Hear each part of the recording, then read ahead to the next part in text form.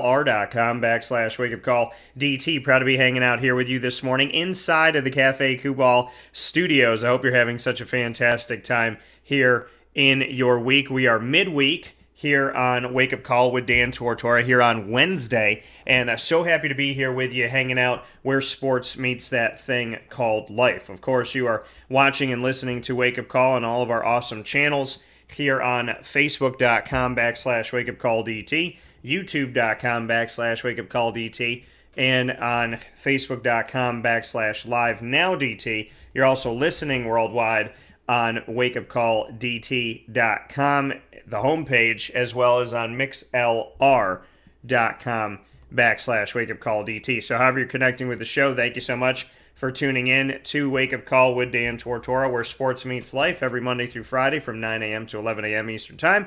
Appreciate your patience today as we got a little flip-flop going on here on Wake Up Call with Dan Tortora. You're used to starting off every Wednesday inside of Dolphin time, and we're actually switching it up today with having Dolphin time come in hour number 2, as a new episode of AD and DT is going to air in hour 2 of today's broadcast of Wake Up Call with Dan Tortora.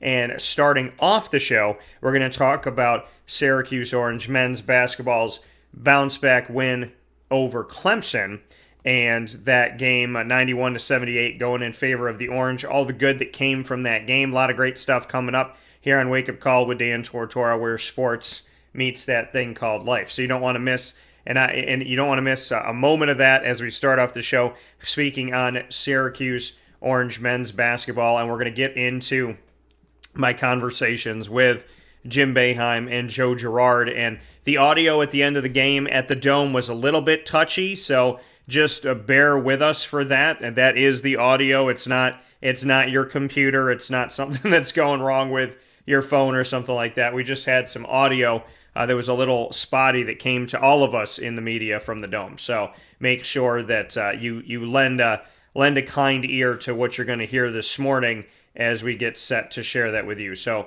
plenty of great stuff coming up. Q&As with Syracuse Orange men's basketball head coach Jim Boeheim, as well as guard Joe Girard III. So I'll be speaking with both of them on the win over Clemson, and then we'll follow that with the Fantasy Football Power Hour and have the opportunity to share some fantasy football love with you, as well as predicting the divisional round of the NFL playoffs for the 2021-2022 season. Very excited about that. So that'll be coming up with Mike Sofka of Hall of Fame FantasyFootball.com. A little bit earlier, instead of 10 a.m., he'll be coming to us at 9:30. You know that we've been doing 9:45 to 11 during the season here, and now we're back to typically doing the 10 to 11 a.m. hour, but today we're going to have a little abbreviated version at 9:30 to 10 a.m. Eastern Time, and then we'll round out today's show with a new episode of AD and DT featuring Bob Beretta, the athletics director of Moyne College, and myself, Dan Tortora, live here on the broadcast on the heels of our Dolphin Dive special last week, where we had the exclusive first interview with Kathy Brawn as she accepted the head coaching opportunity at Moyne College to be the women's soccer head coach for the Dolphins. We had that conversation on video, and now we're going to have Bob live talking with us about that decision, about the process of going through, about the candidates, and everything that was in the background of Moyne trying to find a women's soccer head coach and why they ultimately decided that Kathy Brawn was the best fit. So we're going to continue that conversation on Kathy Brawn and what she brings to our community here this morning. Coming off of our conversation with her this past week, we're going to speak with Bob Beretta on the decision and everything that is to come, hopefully, with women's soccer. So why he thought that Kathy's the right person to lead this program forward. So very excited to do that. So excited to have Kathy on. Now excited to talk with Bob on the decision to bring Kathy in. So a lot of great stuff coming up with that. So once again, we're going to have a little bit different of a morning here this morning, as we typically start off with Moyne Dolphins content inside of Dolphin time every Wednesday at 9 a.m. Eastern Time. We're going to flip it, do it in the second hour at 10 a.m. live with Bob Beretta this morning, athletics director of Moyne College, speaking on the hiring of Kathy Brawn following our special with her last week. So we're going to do that in hour 2. In hour 1, Syracuse Orange men's basketball. Starting off here with my Q&As with Jim Boeheim and Joe Girard III. Then we'll jump into the Fantasy Football Power Hour. God bless me. Fantasy Football Power Hour, proudly presented by the Wildcat Sports Pub. And we will share that time with Mike Sofka, as always, as we will predict and go through the divisional round of the NFL playoffs and tell you our thoughts on what we think fantasy-wise as well as reality for that round. So a lot of great stuff coming up, and we'll be talking about, obviously, what happened in the games this past week as well. So very much looking forward to our Syracuse basketball talk, our NFL talk, and so much more, including the Fantasy Football Power Hour, proudly presented by the Wildcat Sports Pub, and of course AD and DT here with you every Wednesday, every first and third Wednesday, I should say, and Dolphin Time every Wednesday. So excited for that. Very much looking forward to it from inside of the Cafe Kubal studios. We'll be back right after this fast break with my conversations with Jim Boeheim and Joe Girard III.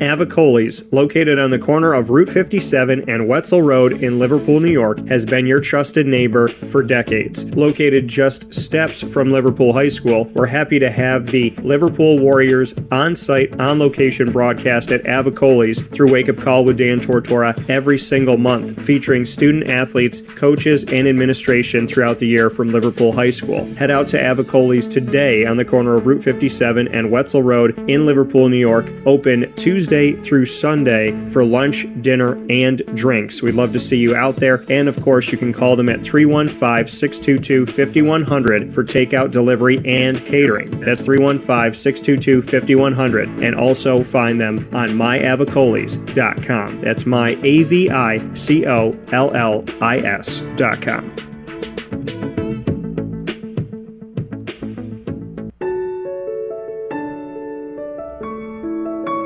Having peace of mind when you're out of town that your furry-loving friend is safe and sound means taking them to Canine Campground, because we all know that when it comes to the love of our pets, it goes well beyond the call of duty to make sure they're safe and sound. Right, Lily? So take a ride to 242 Johnson Street in East Syracuse, New York, and see Canine Campground and where your dog will be staying, in the classic cabin, the executive cabin, the grand cabin, or of course the luxury cabin, because if you know Lily, you know she loves luxury. Now you don't have to wait to the last minute to find a family member or a friend that'll take your dog for a few days. Call Canine Campground at 315-299-4013. That's 315-299-4013. Their drop-off and pickup times are Monday through Sunday. Check K9campground.com for more information. That's the letter K, the number 9, and campground spelled with a K.com. K9campground.com. When you're going out of town, bring your dog to Canine Campground.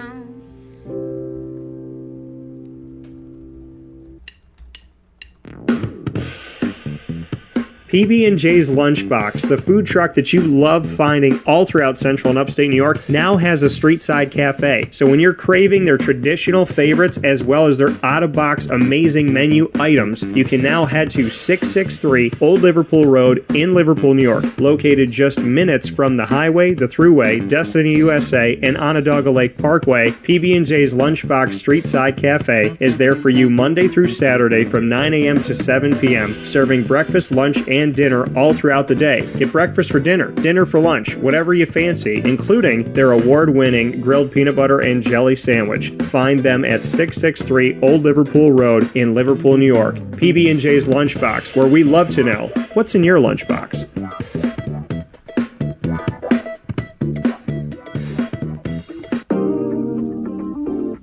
As a patient, what do we want?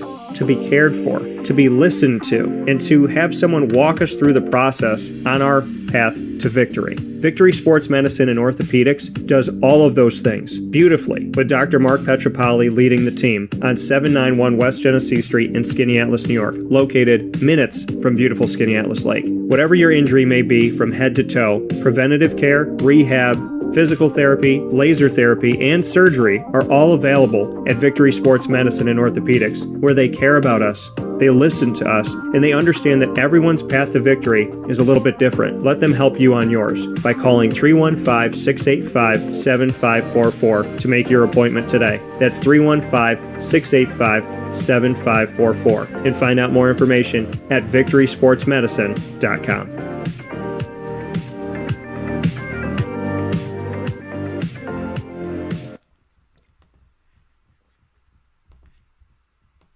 And welcome back here to Wake Up Call with Dan Tortora from inside of the Cafe Kubal studios, hanging out with you. Cafe Kubal with locations all throughout central and upstate New York. You could find them at 3501 James Street, as well as 401 South Salina Street, both locations in Syracuse, New York. You can also find them on the corner of Route 11 and Taft Road in their newest location and first ever drive-through location at Sweetheart Corners in North Syracuse. And you can find them on 343 Fayette Street in Manlius, New York, where Rob Drummond and I went live yesterday morning from on-site on location at Cafe Kubal and got some awesome chocolate chip banana bread for the two of us. And, of course, my mint chai, which I'm going to have to be drinking this morning here, I'm sure, during the show.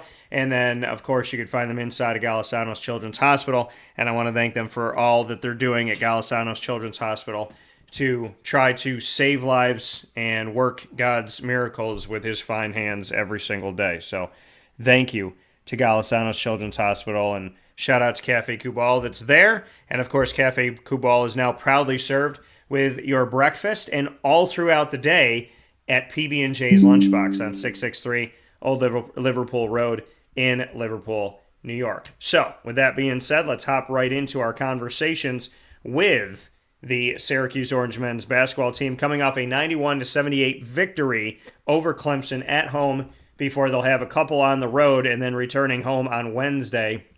Returning home in just a little bit here. They got a couple games on the road, and they'll be back on January 29th against Wake Forest, a Saturday at 8 p.m.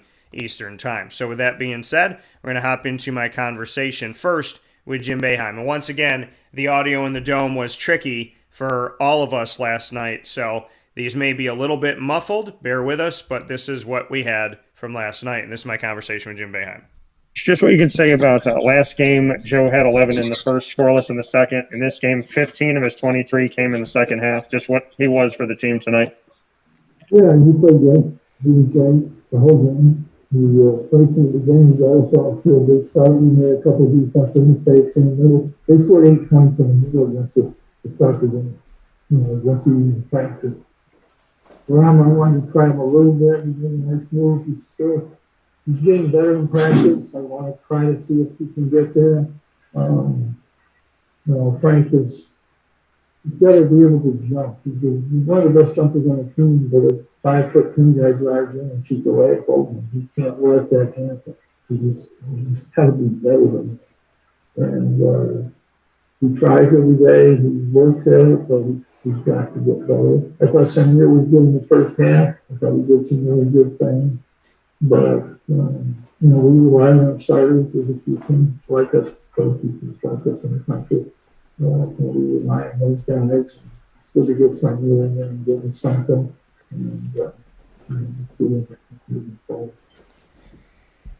So a little bit tough to hear there, but obviously Jim Boeheim speaking with us here coming off the victory against Clemson. And me just talking about Joe Girard. Joe was in the game, the last game, doing what he could in the first half and then struggled in the second half in a loss 76-71 to FSU at home a game ago. And in that game, Joe had 11 points, led the entire team, and both teams, for that matter, in the game in the first half. The only player in double figures, 11 points to match his jersey. FSU didn't have anybody in double digits. Syracuse didn't have anybody else in double digits. So Joe started off with some positivity offensively and then went scoreless in the second half. This time around, he had 23 points in the game instead of 11 of last game. And not only did he have 23, he scored 15 of those in the second half. So he surged in the second half, a game after going scoreless in the second half. And I asked Joe about that and kind of what went into it, and this is what he had to say. So just what you can say about, from last game to this game, just how you competed in the second half. It went scoreless in the second half of the last game against Florida State, and this one scored 15 of your 23 in the second half. Just what you were feeling tonight. Yeah, I mean, obviously, I think it's happened a few games to me, honestly. I've done that. So, it's kind of in my mind. I've done talk about it with myself, my dad, whatever. Go back when we were pumping it out. And just about playing for 40 minutes, playing the first half and second half. And I think that's the big thing, obviously, here. Especially when you're getting, heavy minutes, you gotta be able to play, both halves. And, I hadn't done that in a few games this year, so it was up to me to be able to make sure that I was, competing for 40 minutes tonight and helping the team win the first and second half. Joe talking about competing for 40 minutes in this game and staying out there, obviously being effective for this team. The majority of the starting five stayed out there for Syracuse in this game. When we look back on the second half of play, the majority of these starters stayed in for that second half. Now, there was a bunch of different lineups that Jim Boeheim tried in this matchup. He had Frank Anselm and he had Symir in a bunch of different looks and was able to put Benny Williams in for a little while and spell Cole Swider and was shifting some things around, had a few different lineups in the first half, but in the second half it was the majority of the starters being out there. A game of many, many positives for Syracuse. And if Syracuse can do this consistently, it would be exciting to watch what they can be. Looking at Joe Girard with 23 points, scoring 15 of those in the second half. So that came up huge. And then you look at the fact that, you look at it in reality, 91-78, they win the game. So when you look back on it and say, okay, they won the game 91-78, that means that they won by 13 points. And Joe scored 15 of his 23 in the second half. So without what Joe did in the second half, they don't win this game. So that obviously even puts more weight on what Joe Girard did in the second half. And then we look at Buddy Boeheim, another game where he scored at least 20 points. The team is 7-2 this season when he scores 20 or more points. And then we look to the two guys that had double-double trouble for Clemson as Jimmy Boeheim gets to a double-double. And we see Jesse Edwards get to a double-double. And honestly, Jesse arguably played the best game that he's ever played in a Syracuse uniform, finishing the game with 15 points, 11 rebounds. He was 4 for 6 from the field, 7 for 10 at the charity stripe. He had 4 offensive rebounds, 7 defensive to make the 11. He had 4 blocks, he had 1 assist, and he had no turnovers in the game. So, a lot of good stuff here. Matt said Boeheim using subs in the first half gave the starters more energy in the second half. Yeah, absolutely, Matt. I agree. You got to be able to spell these guys and give them a break. And it's been great to see that happening. Greg saying wearing a Josh Allen t-shirt. Yes, this Josh Allen t-shirt is some subliminal messaging. It's a little Easter egg, if you will, to an announcement that's going to be made at the end of today's broadcast of Wake Up Call with Dan Tortora. So stay tuned for that. Very excited for the announcement I'm going to be able to make. So this Buffalo Bills Josh Allen t-shirt has meaning. A Bud Light Seltzer t-shirt, I should say too, has meaning to it. And we'll talk about what that meaning is in just a little bit here at hour number 2. But yeah, no, Matt, I agree with you. Boeheim using the subs obviously aided the starting five to go out in the second half and do what they need to do. Listen, Frank Anselm came in. He did some good things. We saw Symir Torrance for the second game in a row come in and be effective. He scored twice underneath the basket after coming in. And, not only that, but to see Benny Williams come in, he made a big-time block. He did some stuff himself. That is all helpful. And then Barama came in and he attacked the rim, played for less than 2 minutes in the first half, but still was able to get a little finger roll by the baskets and get some points on the board as, he's gone through an injury-laden collegiate career, and so it was good to see him out there for those that follow his career in and of itself. And I'm always hoping that he's going to stay healthy and stay well, as I am for everybody out there, and Brahma's just a special kid. So with that being said, Syracuse gets the victory. You can check the entire story out, and I implore you to do so by going to wakeupcalldt.com and clicking on the articles. And it's also on our social media, wakeupcall_DT on Instagram.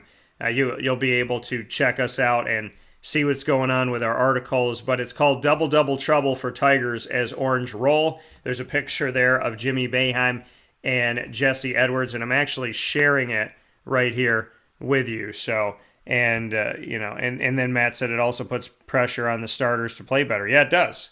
Puts a lot of pressure on the starters to play better. So, Syracuse game story coming up here for you on our channels so that you can pick it up here. So I'm sharing that with you right now on our Facebook feed, as well as sharing it here on MixLR for those of you listening and worldwide, and we appreciate you listening as well. So whether you're watching and listening or listening, whatever you're doing, thank you so much for being a part of Wake Up Call with Dan Tortora, where sports meets that thing called life. And so, yeah, I definitely agree. Listen, I wanted Symir Torrance to get in there. He's a true point guard. I want to see what he can do. What happened yesterday is what I had talked about before the game. I said, play Symir at points, have Jesse be your center. You're going to have Jimmy in there at power forward. You're going to have Buddy in there at shooting guard. And then you'll have Cole to start the game. And then what you do is, if Cole's not shooting that well, you take him out, put Joe in, and you just use them interchangeable, back and forth. You play the hot hand, but you make sure that your point guard has time out there to run this offense. And that's exactly what they did. They had the point guard out there in being able to see Symir Torrance have some ample time last game and ample time this game. And then not only that, seeing him out there, we saw that they played the hot hand. So I wanted Symir at point. I got that. I wanted them to play the hot hand. I got that too. They played Joe. They took out Cole for some time and let Joe do what he needed to do. So, I think it works. You got to have a true point guard out there to help create for the team. It's nothing against Joe. It's nothing against Cole. It's just, there's 5 spots, and I don't see him taking Jimmy out that much. He's not going to take Buddy out. So if you put in Symir and you have Jesse there, and then, you obviously work in Benny and Frank Anselem when, in different spots, but then you have Cole and Joe to share that time, and you play the hot hand, which is exactly what they did last night. And it led them to a 91-78 victory as Joe was shooting well, Buddy was doing his thing, and a lot of players were offering different looks and opportunities to the team, including Symir Torrance. So I think it's beneficial for them to make sure that he's out there and then to work in Cole and to work in Joe based on how the game is going. Let the game kind of show you what's happening and then go from there with it. Instead of trying to force something, take a look at what's actually going on and then roll with the punches. You got to be able to ad-lib in life, so that's important. With that being said, we're going to take a step aside for a fast break. When we spin back around, the Fantasy Football Power Hour comes to you earlier, proudly brought to you by the Wildcat Sports Pub with Mike Sofka of Hall of Fame FantasyFootball.com, coming to you right after this fast break on Wake Up Call with Dan Tortora inside of the Cafe Kubal Studios.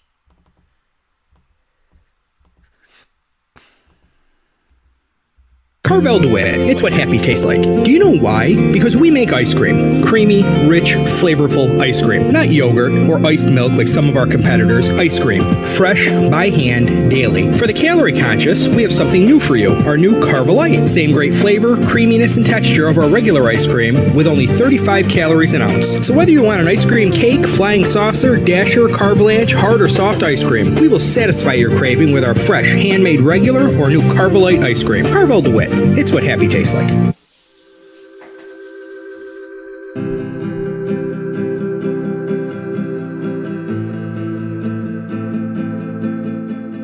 Cafe Kubal offers same-day local delivery of our products, offering no delivery charge for Onondaga County.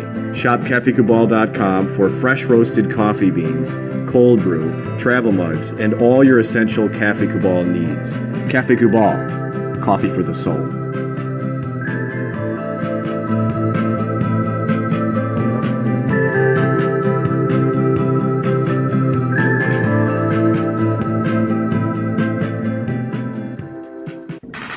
The Wildcat Sports Pub in Camillus, New York is located on 3680 Milton Avenue in the Home Depot Plaza. It is your family-friendly sports bar and restaurant.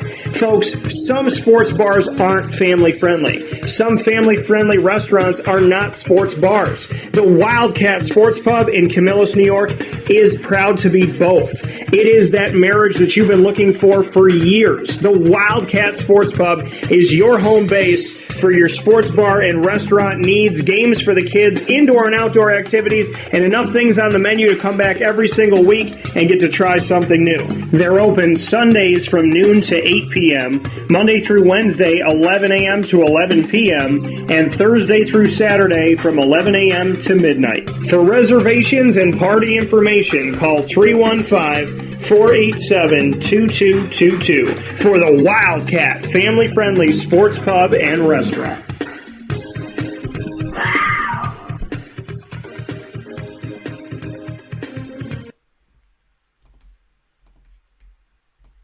Welcome back here to Wake Up Call with Dan Tortora on wakeupcalldt.com, your one-stop sports shop, and on mixlr.com/wakeupcalldt, as well as watching and listening on Facebook Live on facebook.com/livenowdt, as well as facebook.com/wakeupcalldt, and of course youtube.com/wakeupcalldt. So however you're connecting with the show, we appreciate you being here where sports meets life inside of the Cafe Kubal studios, with locations all throughout central and upstate New York, 3501 James Street, as well as 401 South Salina Street in Syracuse. Of course, on the corner of Route 11 and Taft Road at Sweetheart Corners in North Syracuse in their drive-through location, and on 343 Fayette Street, where Rob Drummond and I were out there in Manlius yesterday doing a live show, and you can watch that back on youtube.com/wakeupcalldt and on facebook.com/wakeupcalldt, and of course, inside of Galisanos Children's Hospital, and they are also serving their Cafe Kubal coffee at 663 Old Liverpool Road in Liverpool, New York, inside of the fantastic PB&J's Lunchbox. So make sure you check them out there. So, with that being said, here on Wake Up Call with Dan Tortora, where sports meets that thing called life, we're switching things up a little bit this morning, shifting some things around. We'll be back to normal next Wednesday. And so for this week, we have the Fantasy Football Power Hour here with us in hour number 1, proudly presented by the Wildcat Sports Pub with Mr. Mike Sofka of Hall of Fame FantasyFootball.com. Let's bring him in. Mike, how are we doing today? Doing wonderful. It's freezing down here, man. It's like 50 degrees. Yeah, well, it's freezing up here. It's like going to be negative numbers this week. So you got some snow. We got some ice. I got stuck in my driveway yesterday, but we're okay. We're getting better. The roads are getting clearer, and it's still a white Christmas up here, Mike. Yeah, well, hopefully we don't have that garbage down here. So with that being said, Mike Sofka here with us, and obviously in the Fantasy Football Power Hour, we have a lot to discuss. Mike, before we jump into the divisional round, I want to go back to the games that we saw here in Super Wildcard Weekend. First time, and I believe Greg shared this with us, the first time that we had a Monday night playoff game since, I believe, 1988. There hasn't been many of them, so interesting to see here. I do want to get into this. Greg said, do you think Torrance will ever get the opportunity to maybe 25 minutes a game? I think that, depends, Greg. He had about 15 minutes or so, at least in the last game, so he had almost half the game out there for Syracuse last time, or I should say when they played FSU at home. It would be good to see that, but I don't know if we'll see 25 with Joe Girard out there. Thus far, the biggest jewel of the season has been the evolution and giant leap Edwards has taken at the center position. I agree. I definitely agree, and I'm super excited about it. So plenty to talk about when it comes to everything that's coming up with Syracuse basketball. We shift to football here and go back to those games, Mike, that we had in the Super Wildcard Weekend. There was some blowouts. There was a strange finish with Dallas and the 49ers. There were some things that, a lot of people, I'm sure, anticipated and expected to happen. So as we take a look at it, what was your biggest surprise of the Super Wildcard Weekend, and what was your biggest letdown? Yeah, biggest surprise, I think, was that Bill Belichick didn't dig up something more interesting to counter Josh Allen. I mean, Josh Allen looked like he was playing Madden against a kindergartner out there. I mean, it was just ugly. And, you know, I think the biggest surprise to me was the Cowboys. I thought the Cowboys just laid right down. It was a little too little toward the end. They're a little too late toward the end. And I guess you call it almost surprise. I mean, the Rams just dominated the Cardinals. So, I mean, it was some exciting games this weekend. Yeah, you know, and I would say the biggest letdown is the Cowboys, what they've done. I mean, I talked about the fact that they've controlled their own destiny a lot of the time heading toward the playoffs. You know, last 3 weeks of the season, they got to win one game, and they're like playing Washington twice, and they can't do it. And, you know, numerous times they've been in the driver's seat. They've controlled their own destiny, and they can't finish at the end of the season. This season, they lock up the NFC East. They lock it up before the last week of the season. They don't have to worry about that going into the final game. And then somehow just were totally underwhelming in the playoffs. They didn't score a lot of points against the Niners, and they ran out of time. Now, granted, I've never seen an official bang into an offensive line. I've never seen him try to burst through like a running back and grab the ball, but I understand he's got to spot it. Obviously, you can't have your team and your center spotting the ball because you'll put it wherever you want to put it. So, you know, I know they were trying to rush, but at the same time, he's got to do it. But I think, you know, official interference, I was talking to Rob Drummond about it. He said, you know, the official is part of the field. So that's a difficult thing. You don't want a game to end on a strange moment like that, but you also need the official to spot the ball. And it sucked for Dallas to see it end that way. But at the same time, as we talk about, if you don't put yourself in the position, you don't have to worry about that position. They put themselves behind the 8 ball, and they ran out of time.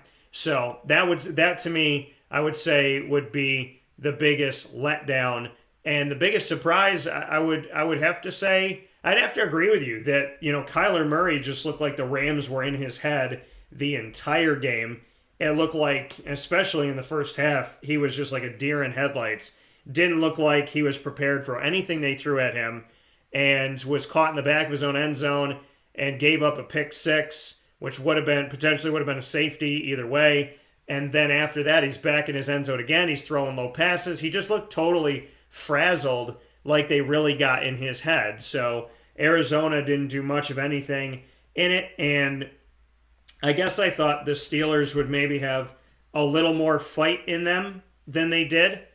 And I was also surprised in New England. I was surprised, like you were talking about, I was surprised that Bill Belichick didn't have something up his sleeve. I mean, I'm hoping that Buffalo is playing their best football now for the Bills and the fans, and I'm hoping that that's the case. They won by 30, but now they can't rest on that. Listen, you beat a divisional opponent, you beat the Patriots twice this season. It's unheard of. I know they don't have Tom Brady, but they still have Bill Belichick, and he's still good, and they still could have been the number one team in the AFC if some things had gone their way in the last week of the season. So obviously this Patriots team still has value, and Mac Jones is doing his thing. Doesn't look like a rookie in some cases this season, and obviously with the record this season doesn't look like a rookie. So I would say that, yeah, it feels great, but now you got to go on to the next game. You cannot rest on what you did a week ago. You have to focus on Kansas City. So I would say to the Bills, hey, yeah, it's great. It's wonderful. You beat the big bad wolf. Now you have to make sure that you don't blow your own house down.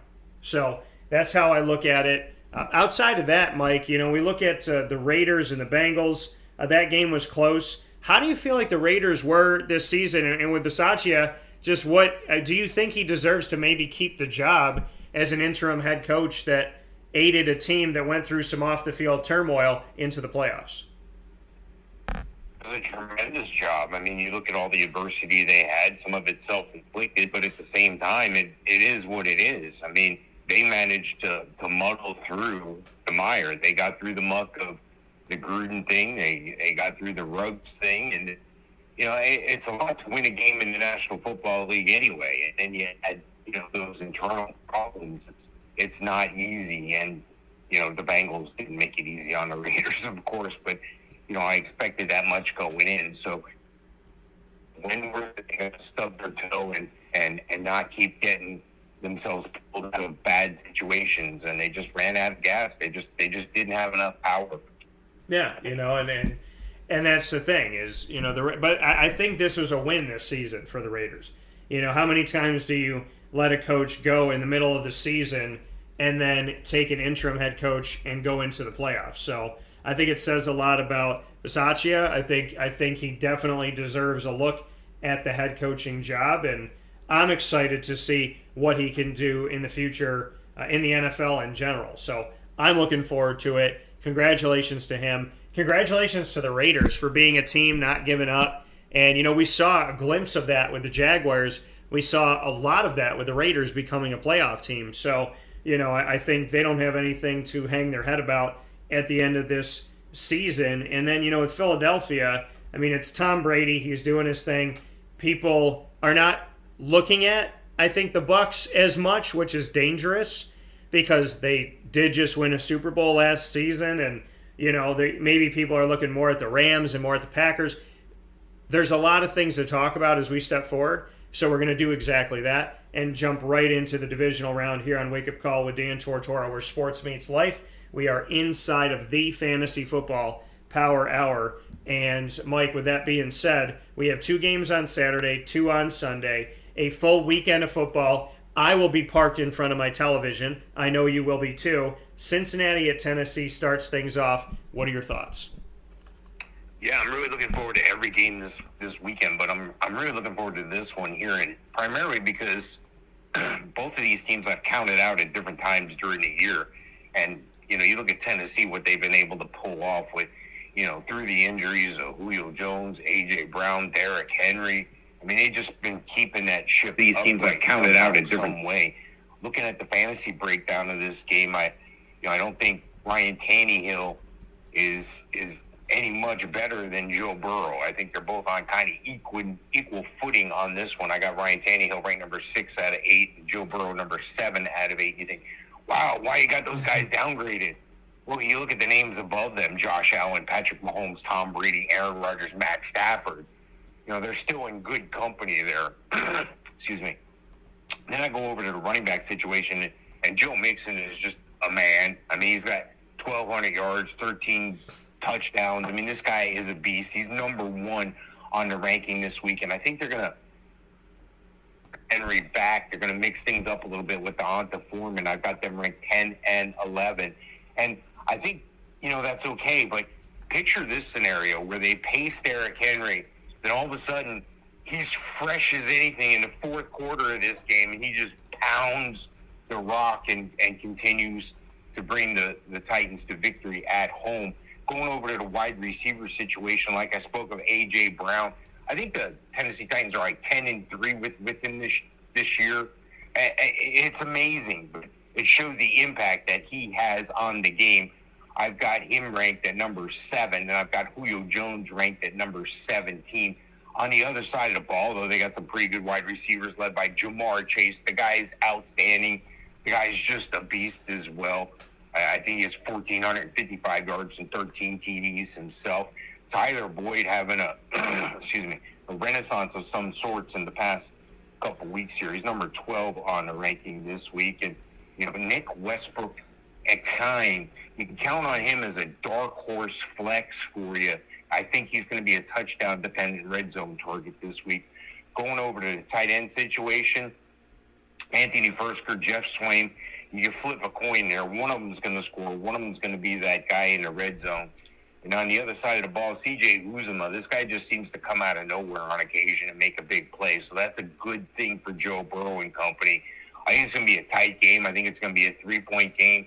And I'm going to lean toward the Bengals to win this game in an upset fashion in Tennessee. Yeah, it's funny how we have to call this an upset because I think these two teams are pretty evenly matched when we come to see this game. I think this is a game where we could see one of these teams emerge and not be surprised at which team lost and which team won. I don't see when I see Cincinnati coming into this, I don't see, okay, Cincinnati, not the number 1 seed, Tennessee, the number 1 seed. I see two teams that could definitely make for a very interesting playoff. I would love to see them continue on and have this game in the next round, but then we would be taking away the Bills and the Chiefs, which I think is another fantastic game. Really, the entire AFC is going to make it fun this season inside of the NFL playoffs, and I cannot wait for what's to come in this. So when I take a look at the fantasy side of things, and I go first to Cincinnati, obviously Joe Burrow is worth putting out there for you. Burrow has a lot of value. If the team is down, we know he can throw the ball. If the team is up, we know he can throw the ball. He throws it to Jamar Chase. What they did at LSU, they're doing now in the NFL. People love it, making money off of it, doing well off of it, seeing him in Pro Bowl fashion and whatnot. He's an all-pro as a rookie. Jamar Chase, awesome. Hurts T. Higgins. He drops in value, a little bit cheaper to pick up. Not a bad bet because they do need another option, but Jamar Chase is the number one. C.J. Uzomah has some value to me as well. Kind of a mid-level tight end one when I look at things right now. And I don't mean one ranked overall. I mean, if you have a team looking for the future, kind of a mid-level guy at this point. Not a top 8, top 5, but somewhere in the region of the top 15. Joe Mixon is worth the play for you as well. On Tennessee's side of it, obviously Ryan Tannehill has some value, not as much as Joe Burrow. Tannehill can throw. We had him as a top 10 fantasy quarterback going into the season in our ranker that Mike and I did down at Hooters of Orlando, and I want to thank Hooters once again on iDrive for that. So we got to bring in the NFL and college football season simultaneously there with an entire week at Hooters of Orlando on iDrive. So Tannehill has the value, but Burrow above him in this, and I think Burrow will get you more when all's said and done. Dante Foreman has been able to fill in pretty well, and we're looking for a Derrick Henry expected return. Like you said, Mike, think about what this could look like. Think about this team with a Derrick Henry who comes in the second half, a Derrick Henry who plays the fourth quarter, a Derrick Henry who they bring in and out throughout the game for a carry here and a carry there. I think it would behoove them to not put him in early. I think it would behoove them to play him in the second half. And if they're up by a lot, they don't have to play him at all. And if they're struggling a little bit, they can bring him in there for some fresh legs and opportunity. But I would really look at how this game goes and what this game does before I go throwing him out there and seeing what he can do. They played a bunch of different guys in the backfield, and so now, with Dante Foreman, it's going to be interesting to see what he can do at this point because they have utilized different weapons and whatnot, but I'm excited to see it. I'm excited to see the team go out there and show what they can do as both of these teams, I think, are having a good season, and I am so excited for this game because I think obviously if you're a fan of either team, you know who you want to win, but if you're a fan of the NFL, a fan of football, this is like whoever wins, we still win. Dante Foreman, 21 carries for 69 yards in the game against the Texans that they won at the end of the season. So that's just to make a little note here. He has some value, not as much as Joe Mixon. A.J. Brown and Julio Jones have value here. I would stay away from the tight end situation. A.J. Brown with more value than Julio. Julio healthy for the playoffs, God willing. He stays that way, and he hasn't really brought a ton of fantasy value to anybody because he hasn't been able to stay on the field, which was an issue that he had in Atlanta as well. So I would lean on Cincinnati for some more fantasy value overall, and I'm going to pick the Bengals. I'm going to go with my third grade teacher, Mrs. Kuno. So Mrs. Kuno, if you're listening, and thank you for your support from third grade all the way to today. I can't even believe that you follow my work or do any of that. That means the world to me, more than I can even describe. So I'm going with your Bengals. I'm going with your dog Boomer, your Scotty. And so let's see if the Bengals can rock and roll and get it done. I'm going with the Bengals as well. Mike, next game that we have up here, San Francisco at Green Bay. What do you got? Yeah, it's going to be a real cold game. It's supposed to be about 13 degrees when they play this one. So it's going to be pretty cold out. These guys are used to that, though, at least on Green Bay's side. San Francisco coming in here off that big win at Dallas. I think San Fran is a team nobody wanted to face. I did a blind draw game that I do every year, and the guy who picked the Cowboys goes, "Well, I'm out." And I was like, "What do you mean? I mean, I didn't play. It looks like a good game." And for sure, San Fran is just dominant. I'm not sure they can carry that domination into Green Bay, though. Looking at the rankings here, I got Aaron Aaron Rodgers at number 4. Jimmy Garoppolo, number 8, still having that problem with his finger, but I think he was unaffected by that in this last game. San Fran does run the ball well as well. Speaking of running the ball, San Fran is a team that's lucky to have Elijah Mitchell in the fold. This is a guy they weren't expecting to rise to the top, but cream always rises to the top. Elijah Mitchell, number 4 on the rankings this week. And I got to zip down all the way to Kyle Juszczyk at number 18. And when you're ranking a fullback, you're like, what? This guy's a red zone target. This guy's a fourth down target. This guy can catch the ball as well, so he's very dangerous. And it may be a Jermichael Hasty at number 21 on the rankings. Going over to the other side, though, Aaron Jones, dominant from start to finish, year in, year out, when he's healthy. Number 2 on the ranking. They've been doing a good job mixing that up lately with A.J. Dillon, number 7 on the rankings this week. Going over to wide receiver Deebo Samuel. He's the rich man's Cordero Patterson. This is the guy who can get it done running the ball. He's not afraid to run the ball, even up the middle. And this guy has breakaway speed. Every time this guy touches the ball, you're wondering if he's going to take it to the house. He's number 2 on the ranking this week. Brandon Ayuk, another young receiver for the Niners, number 11. And, of course, Green Bay is led by Devontae Adams. I got him knocked down just a tick here to number 6 on the rankings. And Marquez Valdez-Scantling and Aaron Lazard, those guys are at 14 and 16 on the rankings. Going over to the tight end position, George Kittle. This guy does what he has to do. Sometimes he's not always the guy they need, that you need fantasy-wise, and it's odd to hear that about George Kittle, but like in the past couple games, he's held in the block. They've had some issues on the offensive line, and he's a very good blocking tight end. So he's definitely a team player. Number 3 on the rankings this week. On the other side of the ball, Jose DeGar hasn't disappointed late in the season here, and Mercedes Lewis sometimes always comes up with that red zone play. So either one of those guys, 9th and 11th on the ranking this week here.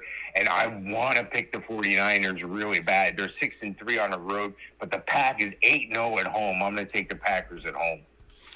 Yeah, I mean, the issue is, can you trust Aaron Rodgers in the playoffs? You get that concern for the Cowboys. You get that concern for Green Bay as well. I mean, we're not saying this guy isn't an MVP caliber cat, and outside of Tom Brady, that you look to Aaron Rodgers as the top of the NFL when it comes to quarterbacking. So, it's just at this point, what is it going to look like in this specific game? Now, Green Bay's playing at home. They went to San Francisco this season and defeated them in a close matchup, 30-28. And so we go back to that and take a little look at that and how the game went down. The game was 10-0 Green Bay in the first quarter, 17-7 Green Bay at halftime. And Trey Lance got involved in this matchup, as well as Jimmy Garoppolo. We'll see if they use a mixture of both. In the third quarter, San Fran got within 3, and then San Fran actually took the lead with 37 seconds left in the game, 28-27, and Mason Crosby had to kick a 51-yard field goal as time expired on a 6-play, 42-yard drive to win 30-28 on the road in San Fran. So just a little note there for the Green Bay Packers, because they've been no strangers to each other these last couple seasons, and obviously playing this season outside of their division in the NFC, we've already seen it happen in that close matchup.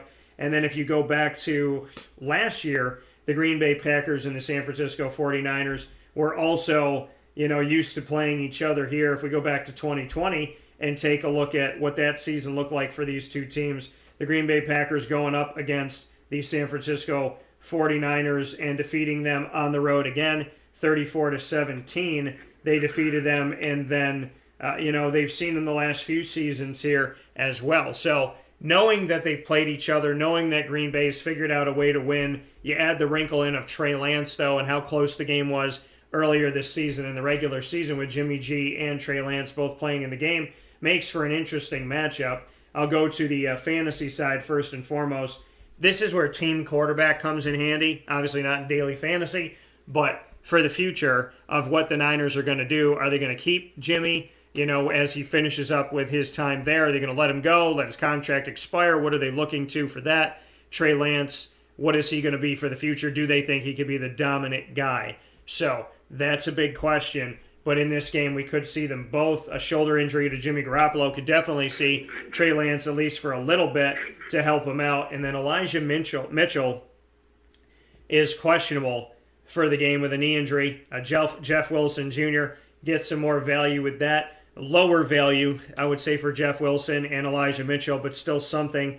Deebo Samuel is a guy that we know is dangerous. We know that they'll give the ball and find different sets and ways to have him be multiple for them out there and not just be a typical wide receiver. So that's something to look to. And, of course, George Kittle, you always have to look out for him, but he's had an underwhelming season. Brandon Ayuk, some value there too, but this is a lower value fantasy side for these guys. I would say your best value comes from Deebo Samuel. I want to say George Kittle, but it's hard to lean on him this season. He hasn't had the stats of a top 4 tight end. And then Trey Lance definitely gives a little wrinkle to you, so there's help there. Aaron Rodgers obviously is high on my list in this week for the divisional round in fantasy. Aaron Jones is as well, and some love for A.J. Dillon. And then Devontae Adams and what he can do, definitely put him out there. So there's more value on the side of Green Bay in fantasy, and I'm going to lean on Green Bay. They've had San Fran's number, albeit close. It's hard to beat a team multiple times in a season, but I'm going to give the edge to Green Bay at home in Lambeau that they can get this thing done. With that being said, Mike and I are going to take a step aside for a fast break. When we spin back around here on Wake Up Call with Dan Tortora, where sports meets life, we'll bring you the second half of the divisional round that'll be played this Sunday here on Wake Up Call with Dan Tortora inside the Cafe Cubal studios. You are watching and listening to the Fantasy Football Power Hour, and we're very excited for what's coming up right after this fast break, where sports truly meets that thing called life. So stay with us.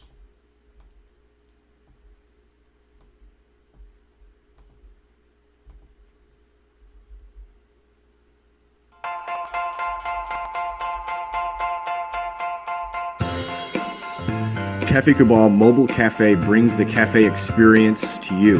We'll roll out to your neighborhood or office, ready to serve our locally crafted espresso bar to our loyal patrons. Inquire at cafecubal.com. Cafe Cabal, coffee for the soul.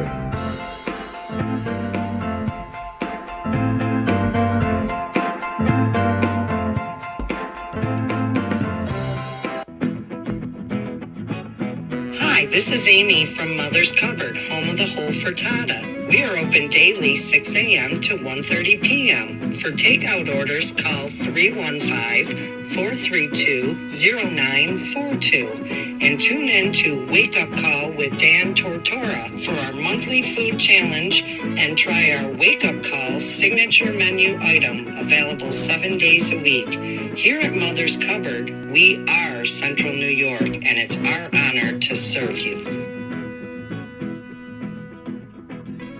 Ma and Pa's Kettle Corn and Popcorn Factory remind us that every day is worth celebrating. Find them at 201 Old 7th North Street in Liverpool, New York. Open Monday through Saturday in-store and all the time online at maandpaspopcorn.com. Serving our Central New York community and beyond. You can order all throughout the country at maandpaspopcorn.com. And remember to get your tins, which have in-store half-price refills forever. Ma and Pa's Kettle Corn and Popcorn Factory, available to you for fundraising and all of your events by calling 315-450-6272. That's 315-450-6272. Ma and Pa's Kettle Corn and Popcorn Factory. How corny are you?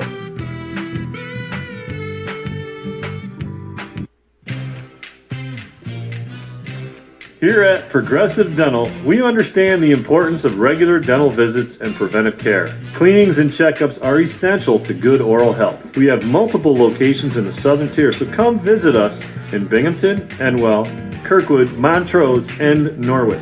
For self-pay non-insured patients, we offer the Smile Plan, which covers all of your cleanings, x-rays, and exams for an affordable yearly price. Call 607-754-2273 or 607-754-CARE to make an appointment today. For more information, visit our website at progressivedentalny.com.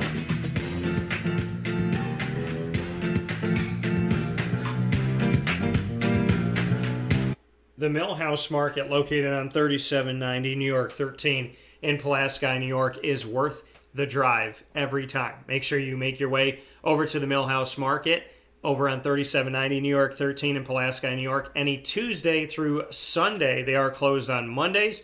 And make sure that you download their app on the Google Play or Apple App Store to have everything at your fingertips. The entire menu of homemade greats, including their sandwiches named after the families that helped to settle today's Pulaski, ingrained in our community and ingrained in our taste buds. The Millhouse Market is second to none, with their general store, with the opportunity to support local businesses around the community as you support the Millhouse Market. So a great connection there, supporting Millhouse and companies all throughout, with homemade soaps and homemade syrups and honeys, as well as jewelry, children's opportunities like children's games and whatnot, and clothing. So many great things in the general store at the Millhouse Market.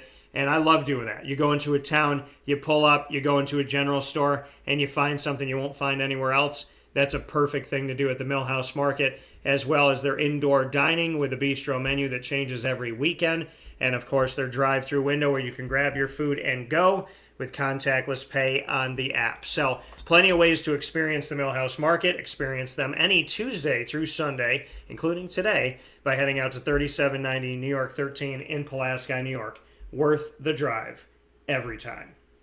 With that being said, here on Wake Up Call with Dan Tortora from inside of the Cafe Kubal studios, we're so happy to be hanging out here with you where sports meets that thing called life, and the Fantasy Football Power Hour coming to you earlier today, proudly presented by the Wildcat Sports Pub with Mr. Mike Sofka of Hall of Fame FantasyFootball.com and our joint fantasy football group on Facebook, which is called Winning Fantasy Football. And you can join the Winning Fantasy Football group by simply going to Facebook, where a lot of you are watching right now, clicking on the search bar, typing in Winning Fantasy Football, and just clicking join. It's as easy as that. Winning Fantasy Football, join, you're in, we'll have some fun together, and enjoy the conversation over the weekend with these games. Speaking of the conversation, Mike, we head back into it as the Rams take on the Bucs for the other half of the NFC and the rights to go to the NFC Championship game and one step closer to the title game.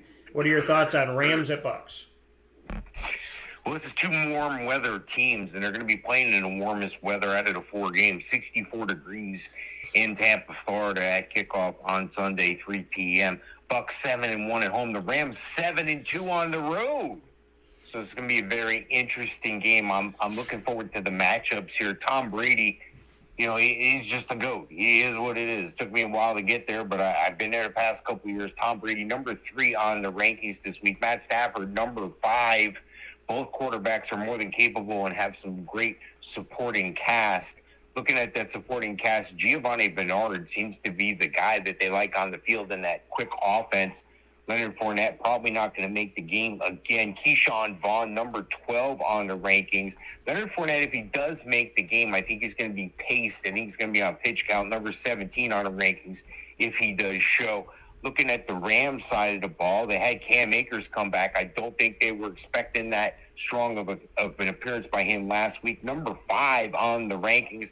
And Sony Michel, number 9. Look for them to continue to get those guys mixed in the mix together. Cooper Kupp didn't have the outstanding game last week, only had 61 yards and a touchdown, but the guy's double covered most of the game. This is a guy who can still get it done even with that double coverage. I still have faith in him being the number 1 receiver this week, because if there is one weakness in the Buccaneers defense, I think it's in the secondary. The defensive line and linebackers normally make up for that, though, on the front side.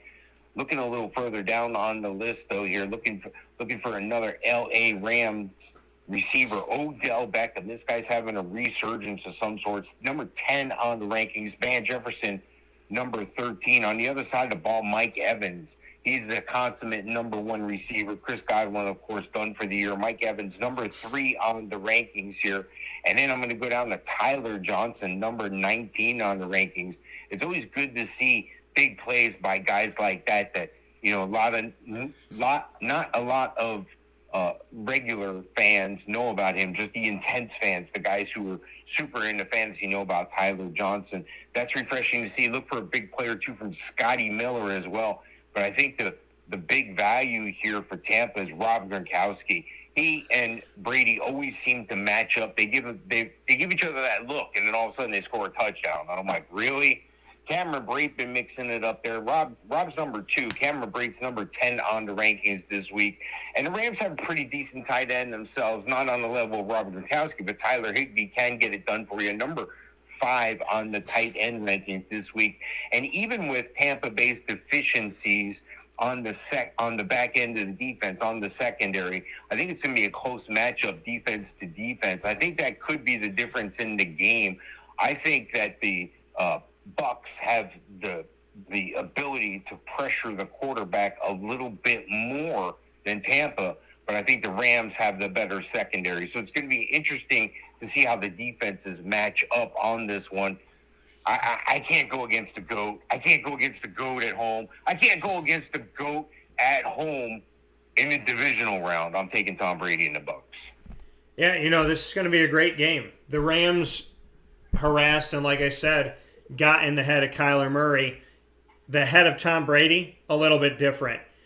Tom Brady's head is like, you feel like you get in there and you're like, oh yeah, I got him. I'm going to be in here. And then all of a sudden there's booby traps and there's landmines and there's bear traps and there's different things going on, and he's going to catch you when you think you're going to catch him. That's Tom Brady. So going into this matchup, I think it's going to be an awesome game, as Matt Stafford is now off the list of quarterbacks that are really good that have never won a playoff game. He now has, and the Rams banking on him has paid off up to this point. So let's take a look at the fantasy side. Matt Stafford got value in this, of course, and Sony Michel, his value has increased. How about this? Players go to the Patriots, and all of a sudden they look better than they look anywhere else. Sony Michel didn't look good in the Patriots. He looks the best ever now with the Rams. So he's doing the role reversal. Normally, guys leave the Patriots, and they're a shell of themselves. Sony Michel, the exact opposite. So shout out to him for that. Tyler Higbee got some value. Cooper Kupp, the best receiver in the game. Odell Beckham Jr. with value, and Van Jefferson, a little bit of value as well. The most value comes with Cooper Kupp and Matt Stafford and Sony Michel. And then I see some of that with Higbee, Van, and Odell. On the side of Tampa, Tom Brady obviously brings value to you. Ronald Jones is questionable with an ankle injury. We could see Keyshawn Vaughn, who's done some good things. Watch out for him in the passing game. Mike Evans and Rob Gronkowski are your best bet with Tom Brady. There's fantasy value on both sides of this game. And I know, I understand, I know what you're going to say, potentially, but this game is very hard for me to pick. This is a very hard game to choose for anyone, no matter what they tell you. And I am going to go with the Rams and believe that banking on Matt Stafford, giving up your real estate in the draft for a couple years is going to pay off, as I believe the Rams will win again and continue to. They're the team, one of the teams I don't want to play, and obviously the Bucs are too. But I think the Rams are going to do enough, and they can score. The defense of Tampa is good. The defense of Los Angeles is good. I think it comes down to which defense creates more turnovers. And I'm going to give a little bit of an edge, a slight edge, to the Los Angeles Rams, fully knowing that going against the GOAT is a hard thing to do. Last game that we have, Mike, Buffalo at Kansas City. People here in upstate and central New York and all around the country and the world are ecstatic, especially that this is the finale of the divisional round. What do you have for this one? Yeah, Buffalo traveling to the warm weather state of Missouri, where it's going to be 37 degrees in Kansas City, Missouri. Look, this is a game of the matchup of the two dominant quarterbacks, especially last week. Both of them putting up 5 touchdowns. You could almost say flip a coin, but I got to go Patrick Mahomes if I'm going to choose. I got him fantasy-wise. I've got him ranked number 2 behind Josh Allen this week. But I think it's going to be close, and I think that doesn't bode for what the end result of the game's going to bring. Looking at the running back situation here, Jerick McKinnon is like the Giovanni Bernard for the Bucs. He's an unexpected treat that you see on the field in passing situations, and that's what they normally play in Kansas City. They normally like Patrick Mahomes to make those decisions with the ball. Clyde Edwards-Helaire on his way back, clawing back to number 13 on the rankings. Might see some Darrell Williams, but I can't count on Darrell Williams or Derek Carr with Jerick McKinnon and Clyde Edwards-Helaire. So those are my two preferences there. Going over to the Bills, it's one guy, it's Devin Singletary. It's been a mix mosh. It's been patchwork all year with him and Zach Moss and Matt Beretta, but Devin Singletary is a man. Number 3 on the rankings this week, scored a couple touchdowns last week. Going over to the wide receiver, and I like Tyreek Hill, of course, but Tyreek Hill is on the number 8 on the ranking this week. I think they're going to double him up effectively, but that's going to leave somebody else open, and that's going to be fine with them with Kansas City. Byron Pringle, look for him to continue to have a surprise touchdown here or there. He might be that surprise guy you're looking to fill your daily fantasy with. And then looking over at the Bills, you know, Stephon Diggs is the man. He's the number 1 target there. He's the number 1 guy. I got him number 4 on the rankings. I also have Gabriel Davis making an appearance here, number 15 on the rankings. So look out for that. Emmanuel Sanders, not so much, but he's number 18 on the rankings. Going over to tight end, Travis Kelce, number 1 across the board, just notches ahead of Rob Gronkowski, number 1. And then Dawson Knox scored a couple touchdowns last week. He's number 4 on the rankings. And that's not bad company when you consider Travis Kelce, Rob Gronkowski, and George Kittle are the only guys in front of him. I do like some Dawson Knox for some red zone opportunities here. I want to pick the Bills. I think Josh Allen's a great quarterback, but again, I just think the Chiefs at home in this and the dominant play that Patrick Mahomes has shown recently here, I got to go with the Chiefs at home. It's going to be a fantastic game. This is going to be a tough game. This is a heater of a game, and I'm excited for what is coming up in the finale of the divisional round in this for both of these teams. Listen, this is what you live for. The Buffalo Bills, including their win this past weekend in the Super Wild Card round, they're 7-3. Including this win, they would have given them 7-3 at home. On the road, they are 5-3. Get this. The Chiefs, 7-2 at home, which obviously bodes well for them, but we do have a 5-3 Buffalo Bills team that would love to be playing in Buffalo right now, love to be playing in colder weather, but they do have a winning record on the road. This matchup is exciting, and it's definitely going to showcase, like Mike said, Pat Mahomes and Josh Allen, 2 tremendous quarterbacks inside of the NFL. Buffalo faltered a little bit this season, scared their I don't want to say scared their fan base, but maybe made their fan base a little concerned. Because I don't know if people in upstate and central New York, I don't know if we really get scared because we're used to the crazy weather and all that. So I don't know if a lot of things fear us. We're a strong bunch, but these games, obviously, and everything that they've had to go through to get to where they are, there was some nervousness. And I remember the snow-filled game where Al Romano, who won a championship with the Pitt Panthers in college alongside a Tony Dorsett and the crew, that him and I did a prelude to Monday Night Football back when the Patriots and the Bills played their first game this season, and the Bills lost at home 14-10 and just couldn't get it done. And obviously the rushing attack of the Patriots I thought was better going into the game, and it turned out to be better with Ramondre Stevenson and so on and so forth. And obviously Damian Harris has been helping them out the last few years. This is a rematch of last year, but it's happening around early. The Kansas City Chiefs bumped this Buffalo Bills team out of the opportunity to go to the Super Bowl. Knocked them out 38-24 in the AFC Championship, or pardon me, it was in the conference game here. So it was in the conference championship. Pardon me, I'm looking at this thing wrong. So in the conference championship game, one step out of the Super Bowl, the Chiefs knock out the Bills 38-24. They did that game in Kansas City. So the Bills know. Josh Allen knows. Sean McDermott knows. Devin Singletary, Zach Moss. They all know what it's like. Dawson Knox, Ed Oliver, Levi Wallace, Matt Milano, to go into Kansas City, play in a playoff game, know what's at stake, and to go home empty-handed. This time around, they're looking to change history as they do it a week early instead of the conference championship, doing it in the divisional round, trying to avenge the 38-24 loss. It's a new season, so you can't think about what happened then, but obviously it sticks and it stings. You can't change that outcome, but you can change what's happening for you this time around.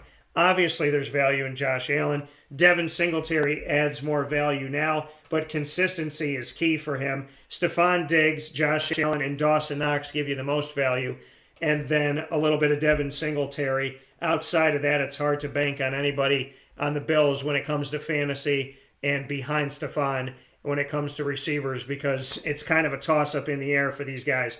Pat Mahomes has a bunch of value here as well. Clyde Edwards-Helaire is injured with a shoulder injury, questionable for the game, and it's hard to put anything on anybody here that's going to be consistent. But a big shout out to Nottingham alum that was right up the road from where I went to school, and he is a Syracuse, New York native. Shout out to Derek Gore doing your thing with the Kansas City Chiefs. Much love for making a roster and making it happen when they say there's no talent in Central and Upstate New York. Thank you for consistently showing that there is. So a lot of love to him. Tyreek Hill, Travis Kelce, and Pat Mahomes are your value. Buffalo trying to avenge last season.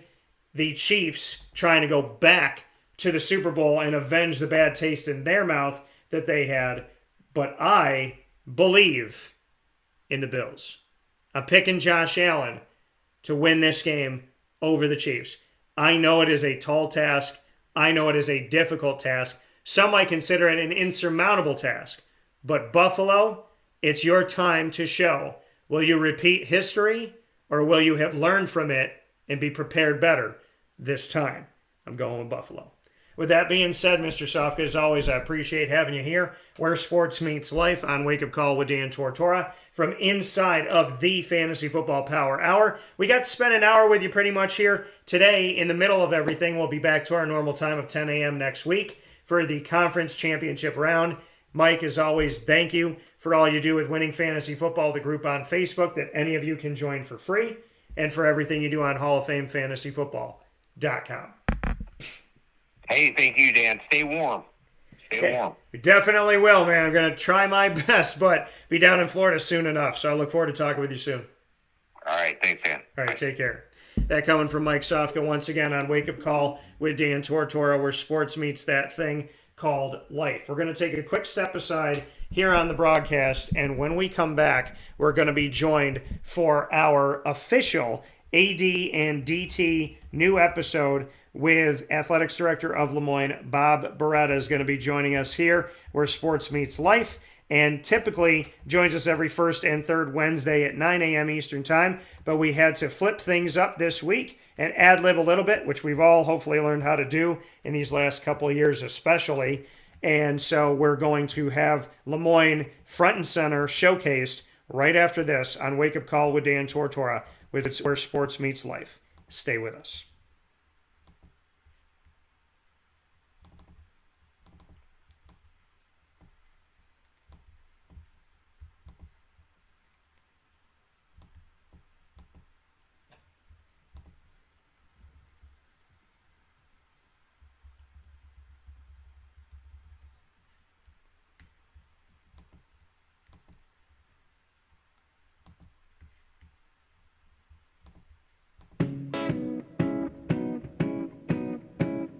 In these unique times, there are those in our community that give us a sense of normalcy and positivity. Pizza Man on 50 Oswego Street in Baldwinsville has been here for you for over 35 years and is here now.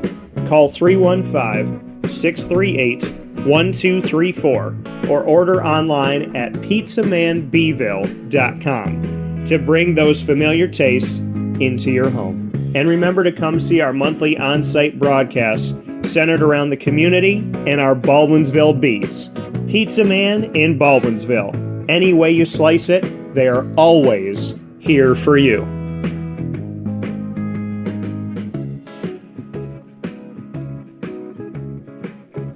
This is Jimmer Sikowski, owner-operator of Chick-fil-A Cicero, 7916 Brewerton Road in Cicero, right in front of the Home Depot. I had a deep feeling that God wanted me to do something bigger with my life and to help people, help others. He kept putting Chick-fil-A in my life, and I realized as I was going through the franchise selection process that positively impacting the lives of others was really core to what we do here at Chick-fil-A. First of all, it starts with the food. The food is brought in fresh daily. We bring in local produce. We prepare to order in the kitchen. We hand bread our chicken. We hand spin our milkshakes. It's great food. It doesn't taste like fast food. I think the second thing is the way people feel when they come in a Chick-fil-A restaurant. It's different. We try to treat people with intentional kindness here, which is very different and deeper than good customer service. And so I think it feels remarkable for most people to come in a Chick-fil-A restaurant. And then lastly, the impact that we try to have in the community is very different. It's a big part of the expectation of every operator of a Chick-fil-A restaurant is that they're actively engaged in their community, they're a leader in the community, and they're making a difference. When they realize that what we're striving to do is to shine a little light in their life, that's a very, very different experience than you will have at any other quick service restaurant. And it's that remarkable experience that I think people will emotionally connect with. I'm George Townsend of Honda City with some good advice when buying a new car. The true cost of owning a new car is determined by the appraised value when you trade it. No vehicle appraises higher than a Honda. Next, look for low APRs and deep discounts. You also want low maintenance costs and great fuel economy. That's why my advice to you is to buy a new Honda. Looking pre-owned, visit our Honda Certified Used Car Center. Honda City, 7140 Henry Clay Boulevard, Liverpool, or HondaCity-CNY.com. It would be a pity if you don't shop at Honda City. Our corporate purpose at Chick-fil-A is to glorify God by being faithful stewards of all that's entrusted to us and to positively influence all those who come in contact with Chick-fil-A. And what became increasingly clear from our success in Cicero is that people love Chick-fil-A. And also I think we recognized that, we had a great opportunity to grow the brand and grow our platform. I felt incredibly grateful when I was selected to be a Chick-fil-A operator. I think what it's meant for me, what I've come to realize on a very deep level is that this is a calling for me. It's not a career. It's not a job. The Lord called me to be a Chick-fil-A operator and to use these restaurants to glorify Him and to positively influence other people. I'm blessed. I'm very blessed. Head to Chick-fil-A Clay on 3974 State Route 31 in Liverpool, New York.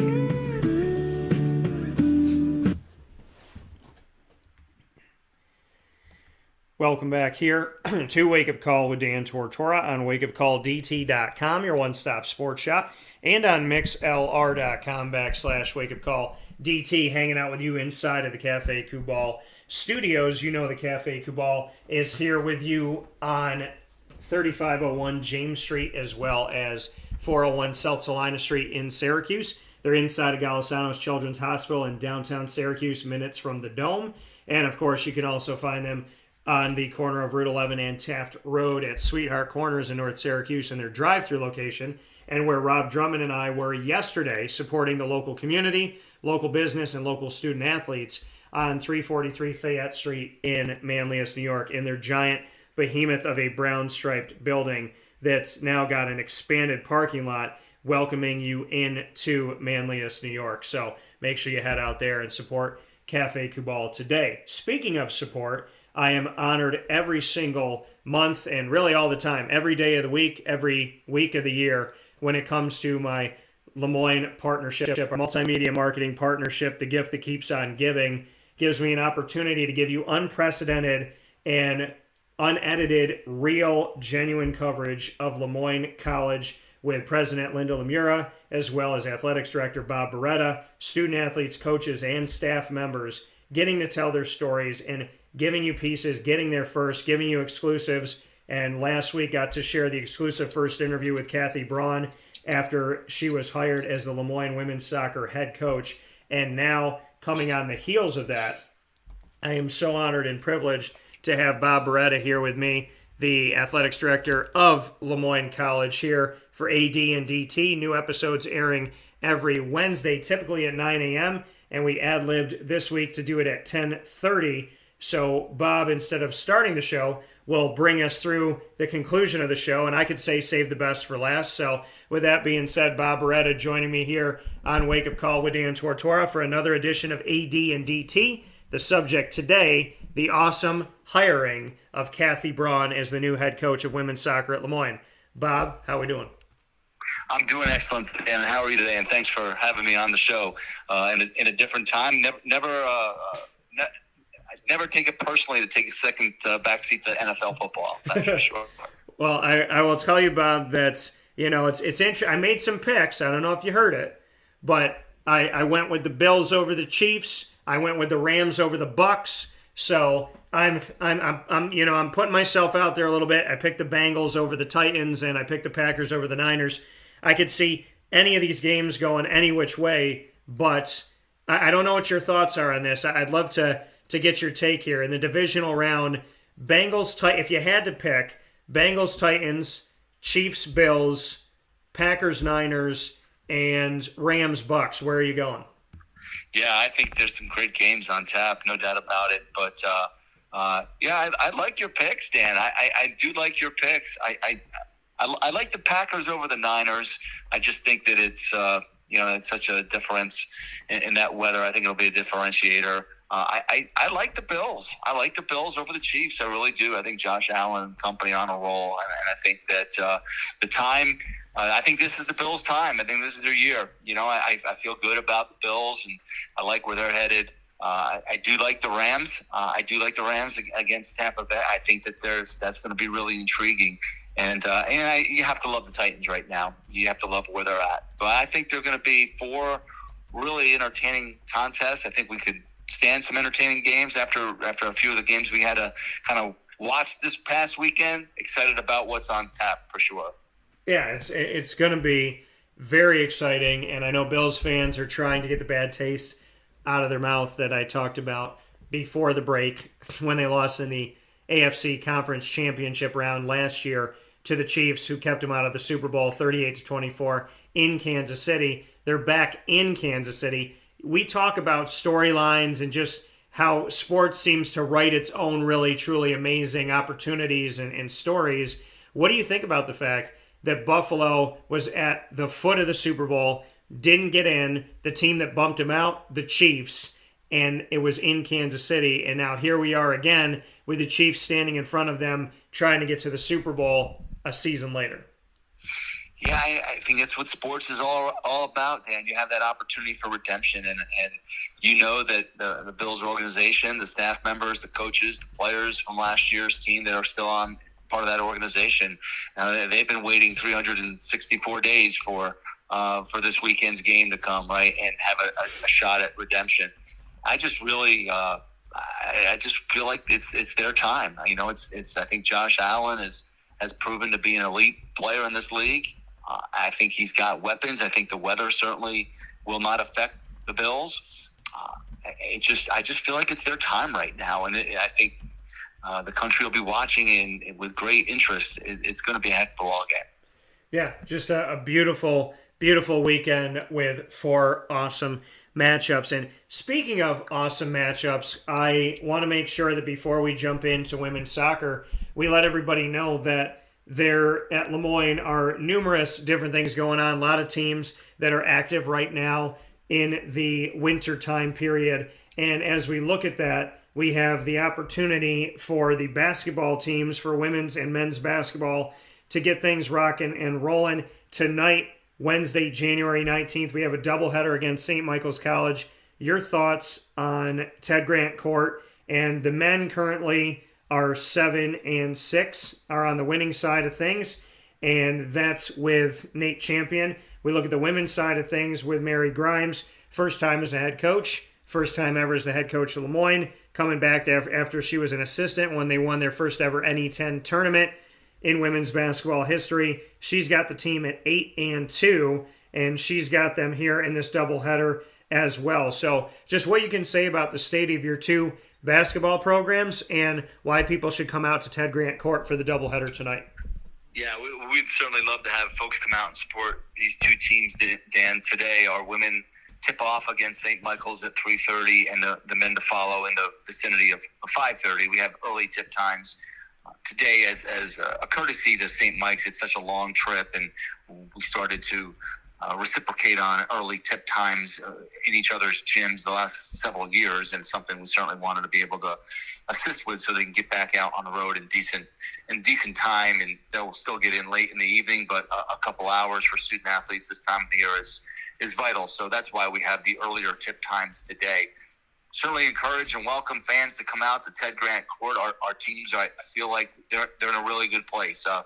Our women's team under Mary Grimes, as you mentioned, Dan, 6-1 in the conference, 8-2 overall. Really doing it with a short staff, if you will. We have about a rotation of 7, maybe 8 girls. Generally, it's 7, and it's because we've had several injuries. Some at the start of the year. Sydney Lusher, our top recruit, she had a knee injury in May and just getting back now. We don't know if we'll get her back on the court, but there's an injury there. We've had a couple other players that haven't had the opportunity to get healthy and get on the court. So we've done it with a skeleton crew, but the skeleton crew is very, very talented. It's an interesting bunch to watch. They play with great passion. We have a really strong perimeter game, but I think more than anything else, we are successful based on our inside play of Emma Brinker and Jenna Zimmerman. They've carried us in the early portions of the season. We've gotten some solid guard play, and I think it'll be an interesting ball game here this afternoon when we tip off against St. Michael's. It'd be nice to keep that role with Mary and her team. Got to watch practice a little bit yesterday, and they seem settled really into the season now and focused on tonight's contest. Yes. On the men's side I'm sorry, Dan. No, go ahead.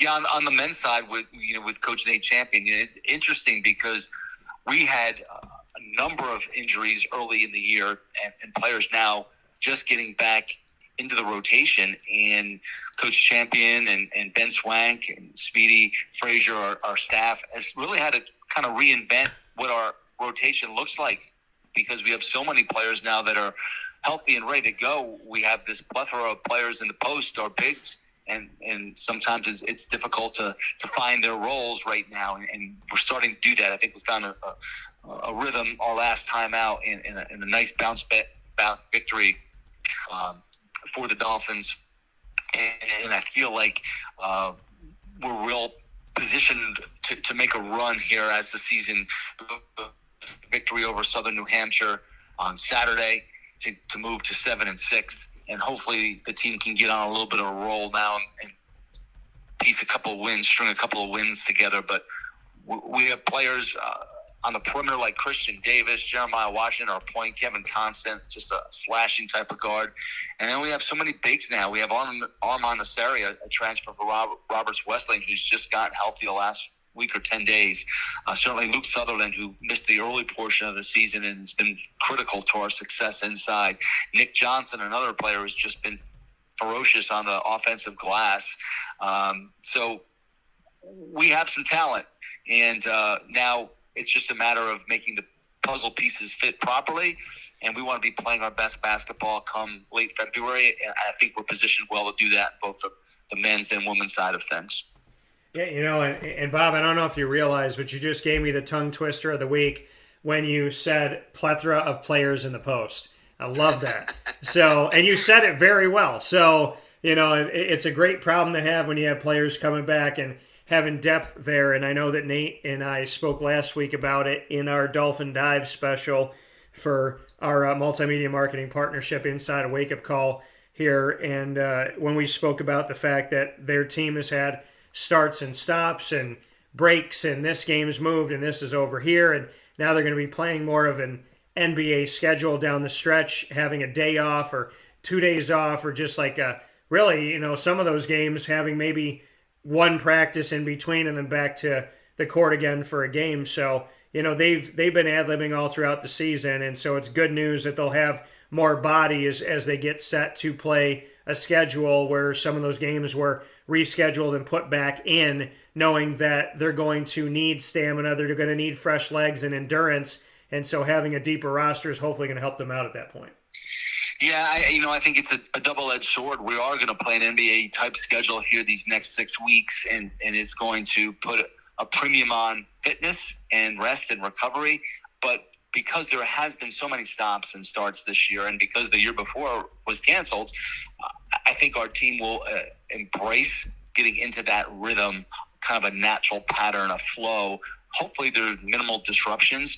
Our teams, both the men's team and the women's team, they've battled COVID. We're through that right now. Hopefully we won't be impacted to any great degree the rest of the year. We feel like if there are any disruptions, it'll come from our opponents. It won't come from our team, because we've kind of dealt with that situation already and moved forward.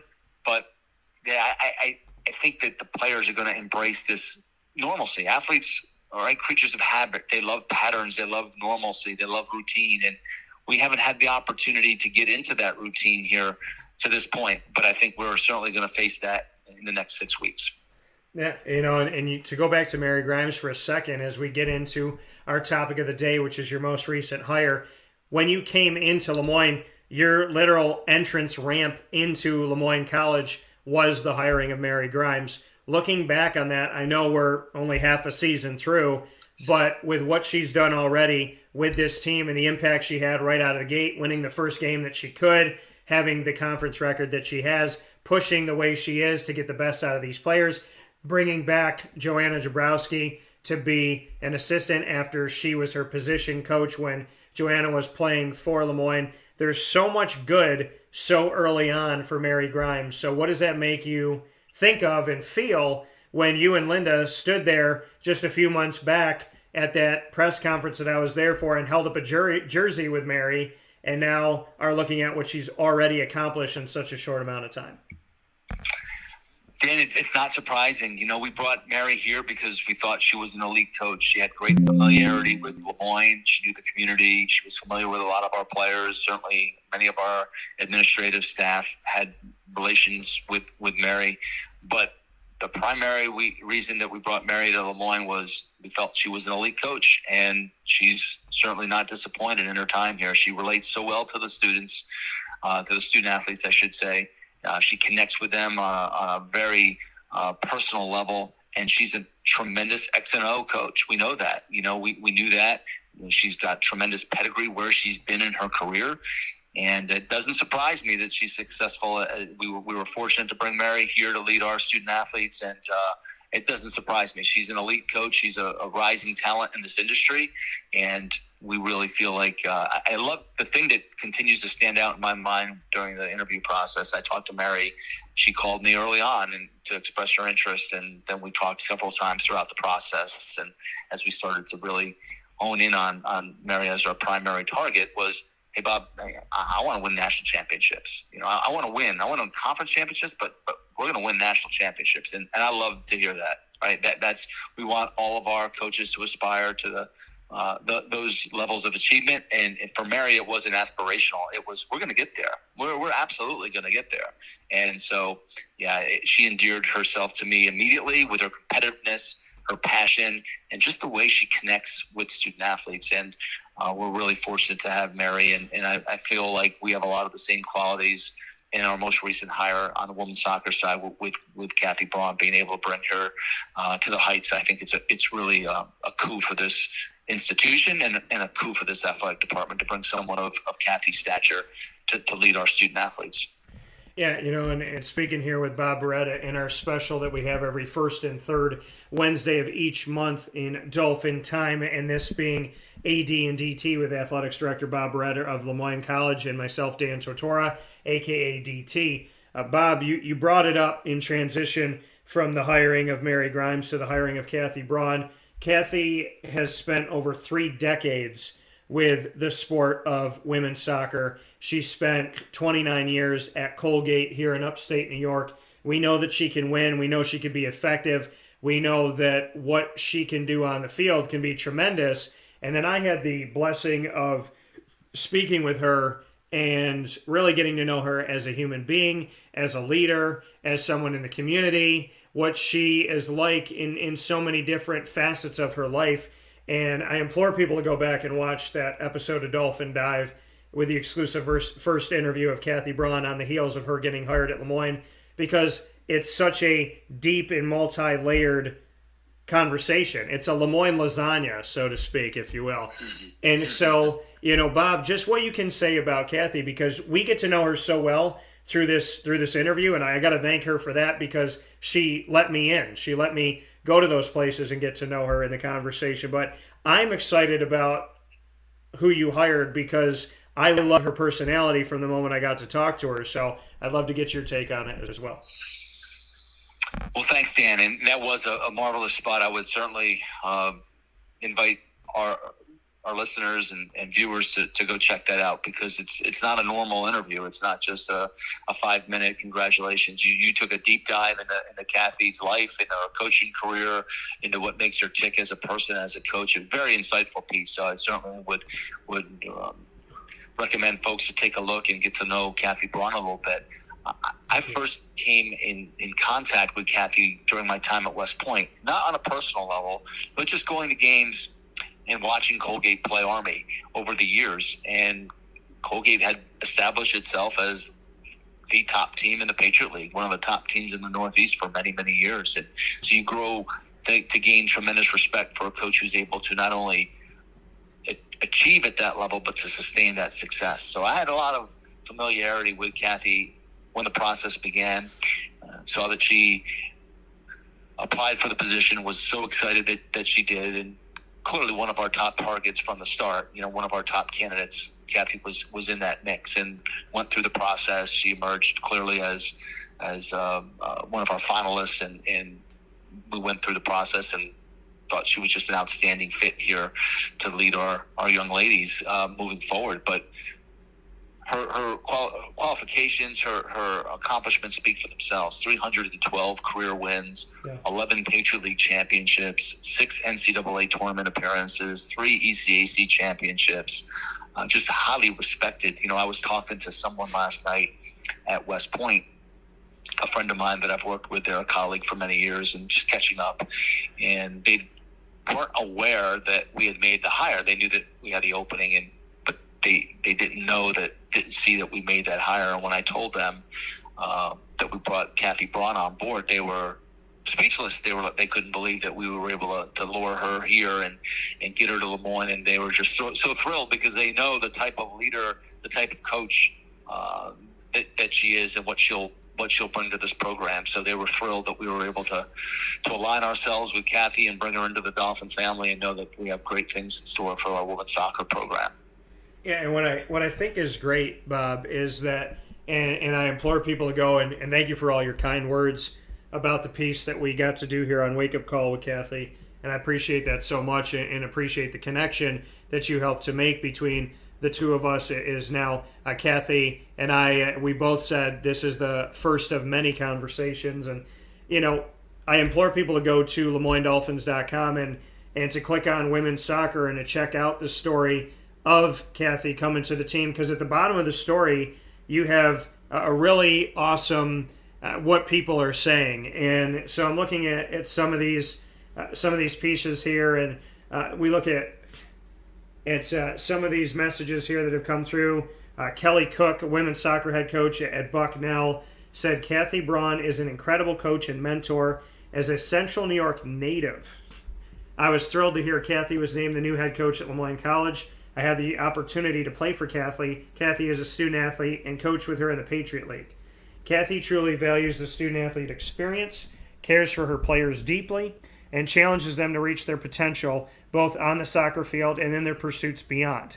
Kathy has great knowledge of the game, and her passion is infectious. She knows what it takes to build a strong championship team culture. She's had tremendous success in her career, and with her leadership, the future of Lemoyne women's soccer is bright.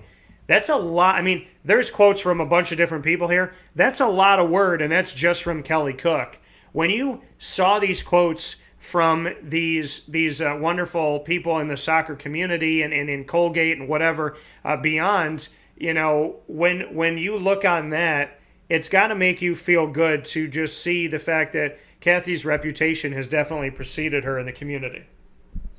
No doubt about it, and that was an interesting conversation that Kathy and I, had. Kathy said very similar to a lot of the points that I made during my, interview process is that I want to be part of the community. You know, it's we don't want to be siloed and just be in athletics and just be in the women's soccer world. She wants to be part of the community. She wants to be present across campus, attend plays and concerts, and be part of this Lemoyne family. So it's really important that she immerses herself in it. She was over here at the basketball games on the men's basketball game on Saturday, and she came over because she just wants to experience it all. She's excited about being part of a community of caring people.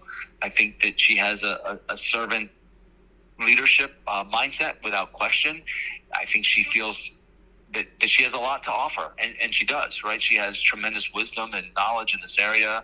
It's hard to argue with her success, and I feel she's confident that she has a lot to offer to our young ladies in the women's soccer program. And when we talk about a lot of the drive that Mary has, I see the same with Kathy. You know, St. Rose, our league champion, located, 2.5 hours away. Very similar programming that we have here at Lemoyne. That program, the women's soccer program, very similar in terms of resources, in terms of the talent where you're looking to recruit from. They played for the national championship here in November. I see that Lemoyne should have the same opportunity. I don't see why there should be obstacles or barriers for that. I just don't. I feel like we're resourced that way. New York State is a great state for women's soccer talent. We're going to expand our recruiting base beyond Central New York. That's something that Kathy talked about, both regionally, nationally, where possible, and internationally. So we're going to look to kind of stretch our boundaries a little bit and maybe cast a little wider net. But again, I think the mindset is we want to achieve at the highest level. There are no boundaries. There are no limits to the success that we can experience here at Lemoyne. And with Kathy, we know we have a proven winner who knows exactly what it takes to become a champion. Yeah, you know, and Bob, when you go through this process, you know, you had a bunch of different names that were within this. Bring me through the background of the process. I know, you know, you hired Kathy, so you may want to protect the names of other people involved, but to give me a look and to give the listeners and the viewers a look into what it was like, you know, when Carrie Bonus decides to resign, step down, and you have that time period in between, and obviously you have an interim coach to try and lead them through the off season with one of, you know, Carrie's assistants.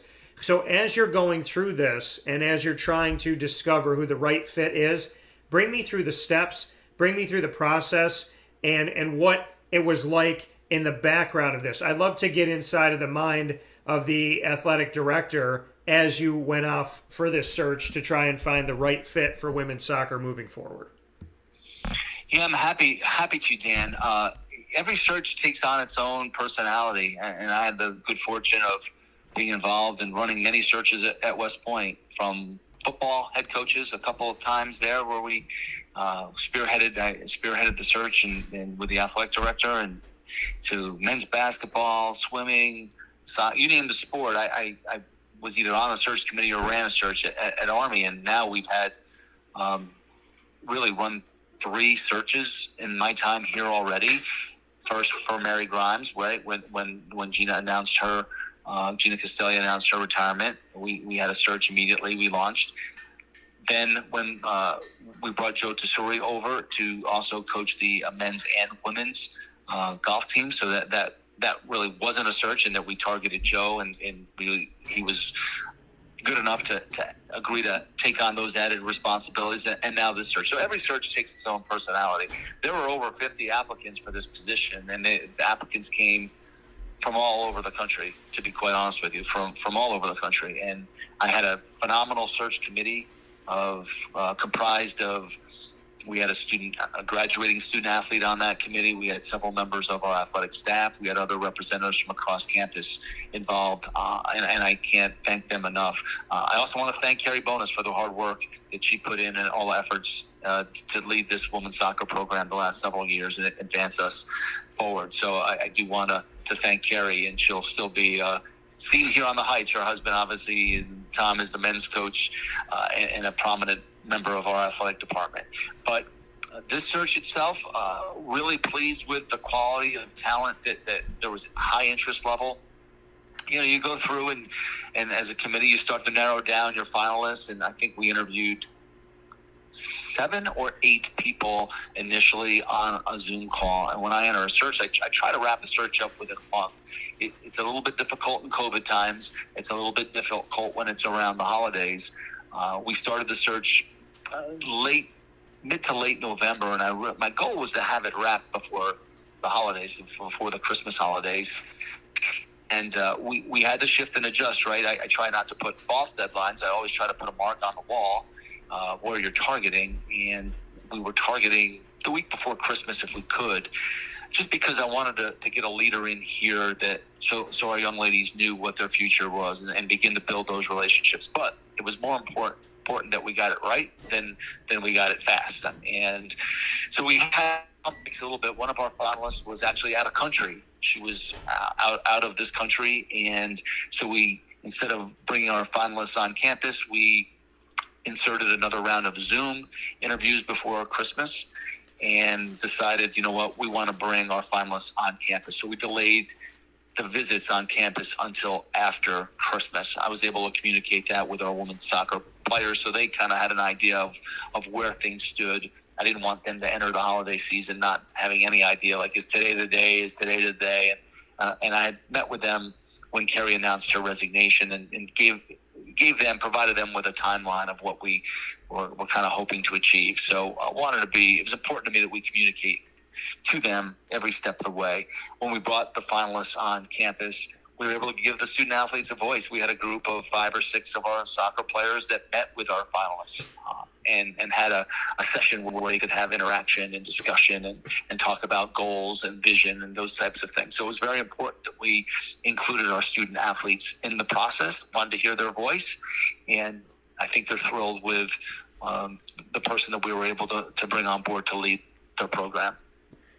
That coming here in this edition of AD and DT with Athletics Director Bob Beretta of Le Moyne College, myself, Dan Tortora, speaking on the hiring of Kathy Brawn as Le Moyne women's soccer head coach. Interesting that you had student athletes on the team meet with not just Kathy, but to meet with the finalists, because obviously they were meeting with people that weren't going to end up getting the job. What was that like, and how did you see the student athletes respond to the fact that they were trying to help you, kind of navigate through this decision of who the next coach would be, and fully knowing that they could be building relationships with someone who may not be the coach? Yeah, that's a great question, Dan. And it's something that I find very valuable in my time in higher education and administration and all the searches that I led at West Point. I tried to include a senior team captain or someone that's leaving the program on the committee to have a voice. And they know that everything is confidential. It's highly secretive for a number of reasons. We want to protect the identities of those that may be interested in the position. But then when we get to the finalist round, I open the aperture a little bit, and I try to, so when we have campus visits, there are different populations of people we want the finalists to meet with, not just the search committee. And I always include one population of student athletes, and whatever student athletes are available. And this was during Christmas break, and I was so thrilled that so many of our young people wanted to be part of this process. During the break, they had to drive in from. Some of them drove in from. They weren't all from Syracuse that were part of this group, so they came in some cases 2-3 hours because they wanted to be part of this and have an active role in helping to choose their future leader. I think it's invaluable to do that. I want to hear the voice of our student athletes. Of course, we may go in a different direction, but I always listen. We always listen to their recommendations, ask the reasons why, always ask them up front what they're looking for in their next coach, because ultimately it's their program, it's their future, it's their opportunity to play at the collegiate level. It's finite, right? We know that. It's 4 years, sometimes 5 years. In COVID time, sometimes 6 years to get your time in at the college level. So it's important to me that we listen and they have a voice. And they were really excited about the thought of playing for Kathy, about having her in here, about bringing someone in with the pedigree that Coach Brawn brings to her position. And there's always that dynamic, right, of, as you mentioned, you start to build relationships with someone who might not be your coach, and you run that risk where sometimes maybe a player or a group of players might prefer one candidate over another, and it might not be the candidate that you ultimately choose for whatever reason. But I do believe that if you're transparent with the student athletes and you tell them up front, listen, we want your voice. We may have to go in a different direction for whatever reasons. Ultimately, it's going to be a decision by President Lemura and the athletic director here, but we want to gain as much feedback and input as possible, particularly those that are going to be most affected by the decision. Yeah, and Bob, you do things differently. And I know to you it may be, normal as usual, and it may be status quo, but I told you that and maybe this is good for the rest of the world, and maybe it's more challenging, but because of how you and I work together and because of the person that you are, I hold athletic directors to a higher standard. And that standard, the Beretta standard that I look at, is how you treat people, how you go about your business, how thorough you are, how you try to literally be at every game. You let coaches know you support them. It's not just about wins and losses. You want to win, but you want to build a good community. You want to get the right leaders. You want to have these student athletes have a good future academically and athletically. You have learned from being in really great situations. You have so many different experiences that allow you the multi-layered approach, and that you really think about people beyond yourself. I think the biggest thing I can say about you, Bob, is that not just in finding Kathy and in finding Mary and what you did with Joe Tesori taking over the women's golf team and being there with the men's golf team and continuing with that, but it's the fact that you put service as literally the top of it all, that serving the community, serving Moyne College, serving the student athletes, serving the coaches, you are not someone who is a dictator. You are somebody who practices service, practices appreciation, respect, and gratitude for those that are around you, and realizing that without student athletes and coaches, there are no athletic directors. So I want to thank you for the approach that you take, because listening to you talk, I want people to really highlight this, underline it, star it, and keep it, in understanding that not every athletic director treats service as paramount, and you do that, and you do that at the top of your game, and I appreciate that. Well, thank you so much for those kind words, Dan, and I do appreciate that. I appreciate our relationship a great deal, because I feel like that's what encapsulates you and who you are and what you do for this community and what you do every day. For me, it's really simple. It's you follow the golden rule, and I've adjusted a little bit over the years, and the golden rule: treat others the way you'd want to be treated. But I try now to treat others the way that they would want to be treated. And that forces me to try to build relationships to understand how they want to be treated.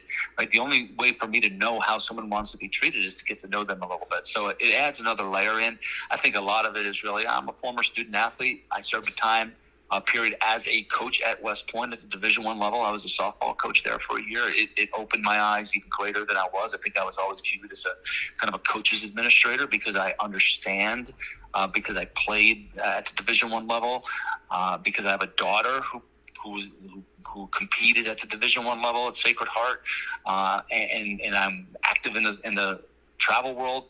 But to me, it's all about student athletes, right? It's that finite period. And maybe it's because there are times that I still wake up and I have dreamt that I had 1 year left of eligibility and I was going to go back and play my last year at St. Bonaventure. And maybe it's because I know the value of that finite period of time, and I want to make those 4 years that they get to play college athletics as memorable as possible. I know that's what motivated me at West Point. At West Point, our student athletes are there for our mission, and within 6 months, they could find themselves in harm's way. In most cases, they do find themselves in harm's way.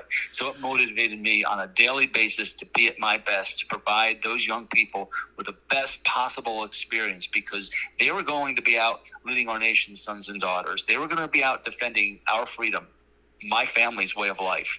So I felt the least I could do while I was there every day was give it my best to try to provide them with an experience that when they look back, if they found themselves in a nasty part of the world, in trying times, maybe in a foxhole somewhere, right, in between moments, they could think back of their memories at West Point, participating on those friendly fields of strife with great honor. And I carry that here in Lemoyne, because our young people are service-minded. They're service-oriented. They have servants' hearts. They want to do what's best. They want to be part of the community. But ultimately, while they're here competing, they want to be successful student athletes at the Division II level. They want to have an opportunity to win championships. And it's my goal and the goal of our staff to provide them every opportunity to be successful. And there's no greater responsibility that we have as an athletic director or as a administrative team than to select coaches that lead our young people, because our coaches have more impact on our student athletes than anyone on a campus.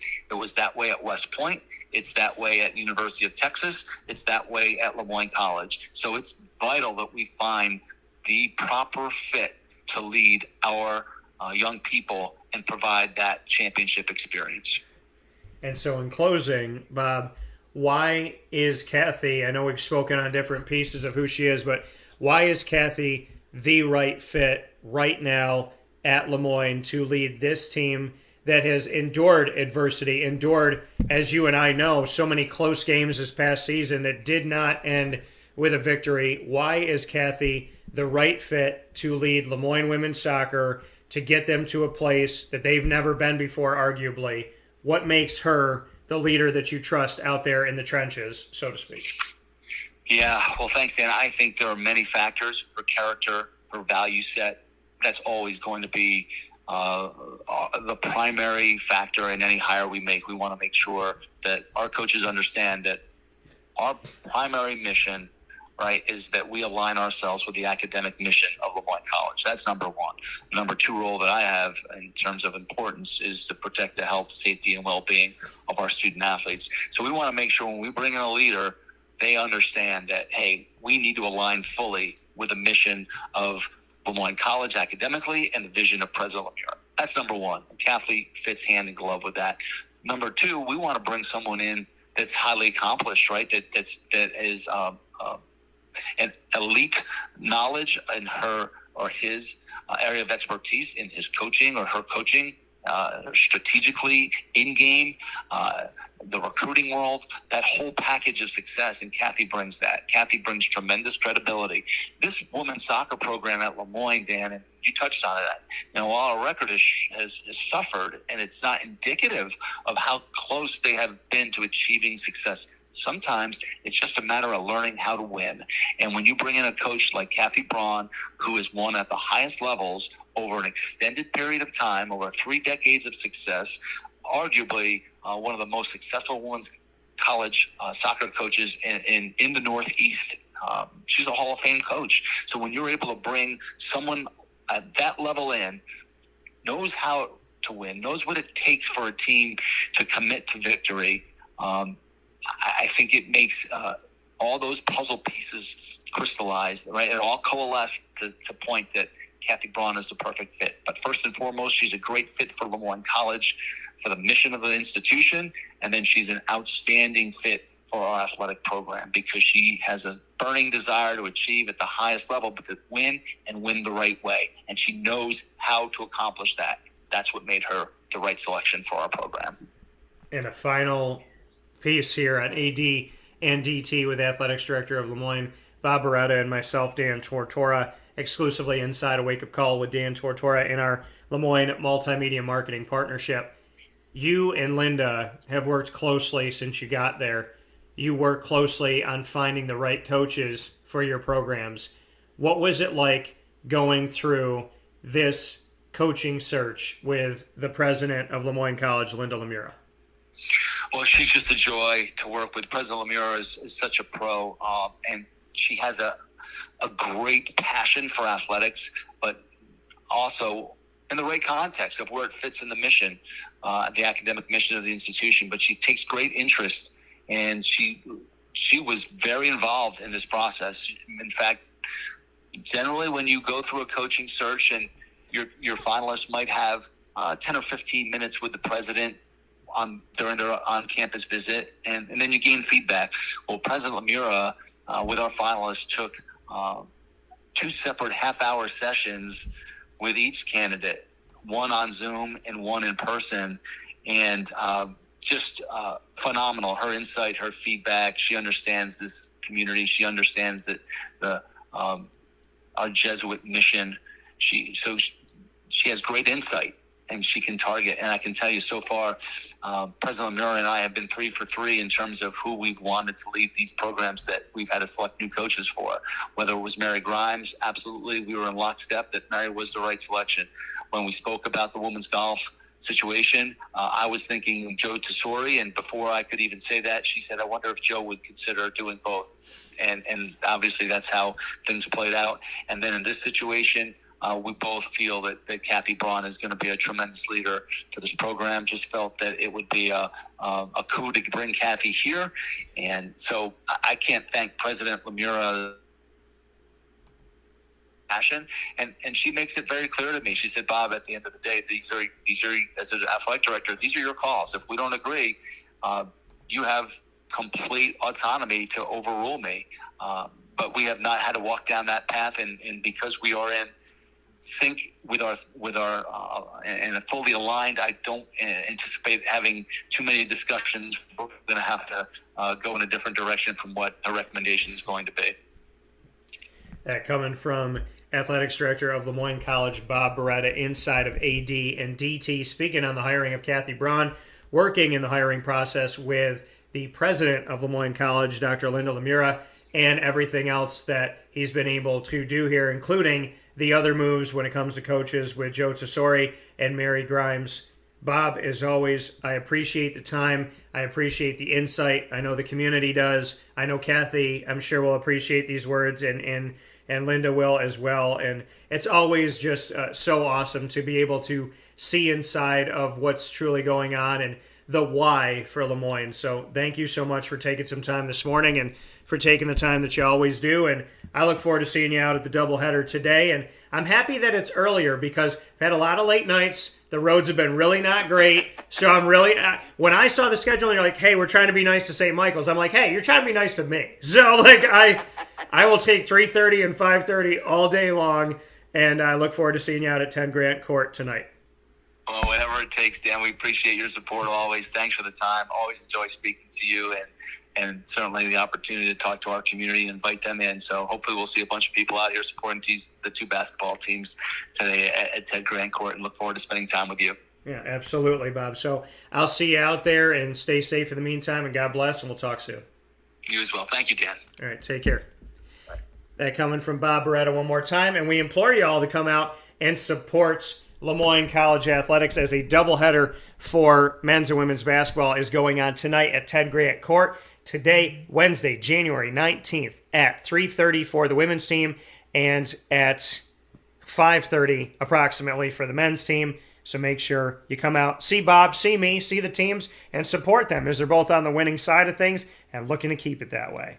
Very excited for everything we have when it comes to Moyne College and all that we do in our connection with them in our multimedia marketing partnership.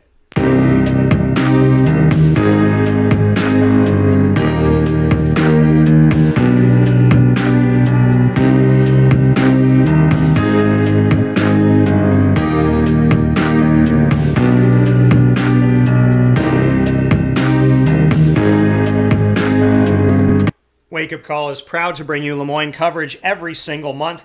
Unprecedented, unedited, uninterrupted, and here for you. Wake Up Call with Dan Tortora, the proud multimedia marketing partner of Moyne College and those Dolphins. You can make sure to be here every first and third Wednesday of each month for AD and DT, where we have the opportunity to bring you our specials with Athletics Director Bob Beretta, and every second and fourth Wednesday for Dolphin Dive, where we get to bring you conversations with student athletes, coaches, and staff members of Lemoyne on their why of being connected to Moyne College, their journey, and everything that they have to say about their truly unique connection to the Dolphin way. So a lot of incredible things that we get to do with the Moyne College Dolphins. You can check all of it out by subscribing to our YouTube channel on youtube.com/wakeupcalldt, going to the Lemoyne tab on wakeupcalldt.com where our archive is of all of our shows, as well as going to LeMoyneDolphins.com and connecting with them there. So we appreciate you doing that. And with that being said, we thank Bob Beretta and everyone at Lemoyne one more time.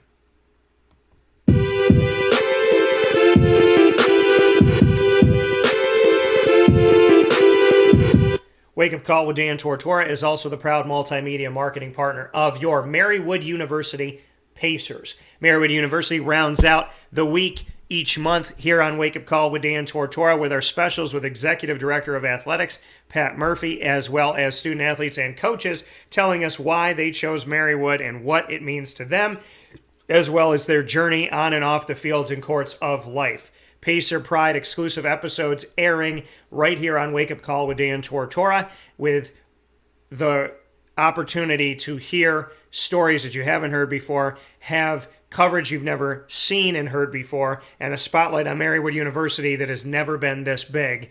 The Pacer Pride episodes available to you on youtube.com/wakeupcalldt. Click subscribe, and by going to wakeupcalldt.com and clicking on the Marywood tab, find out more information on MarywoodPacers.com. As always, we appreciate you tuning in to Wake Up Call with Dan Tortora every Monday through Friday from 9 a.m. to 11 a.m. Eastern Time. You can go to Facebook, YouTube, or mixlr.com/wakeupcalldt. They're all /wakeupcalldt to keep it easy. You can also go to facebook.com/livenowdt, as well as the homepage of wakeupcalldt.com to tune in every Monday through Friday live to Wake Up Call, 9 a.m. to 11 a.m. Eastern Time, worldwide on audio and video. Once the shows go live, you can check out our archives for our broadcasts on Stitcher, Spotify, MixLR, TuneIn, iTunes and Apple Podcasts, YouTube, iHeartRadio, as well as Podbean. All you have to do is search Wake Up Call with Dan Tortora, and you will find us there. And, of course, a big thanks to all of our proud partners in Central and Upstate New York, Cafe Kubal, Carvel DeWitt, the Wildcat Sports Pub, as well as Ma and Pa's Kettle Corn and Popcorn Factory. Order now in any one of the 50 states at maandpaspopcorn.com, and you can have it delivered straight to your doorstep from anywhere in the United States. And of course, we're spoiled here in Central New York because you can go right on location and you can see all of their amazing flavors and so many more treats they have to offer, including what's coming up for Valentine's Day, by going to 201 Old 7th North Street in Liverpool, New York.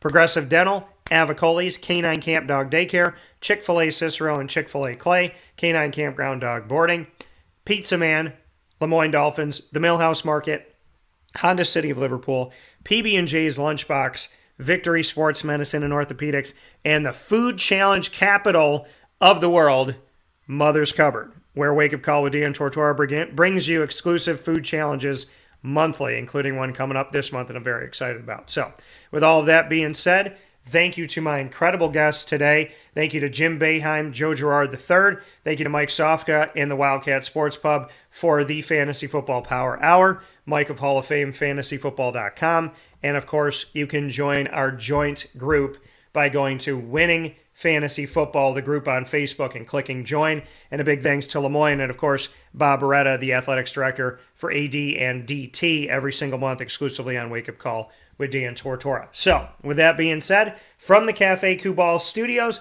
have a fantastic day. This shirt has big old meaning, and I'm going to let you know what it is right after the show. But you got to be with us. So like and follow us on Facebook at Wake Up Call DT, Twitter at Call DT, and Instagram at Wake Up Call _DT. And in the meantime, God bless, no stress, do your best.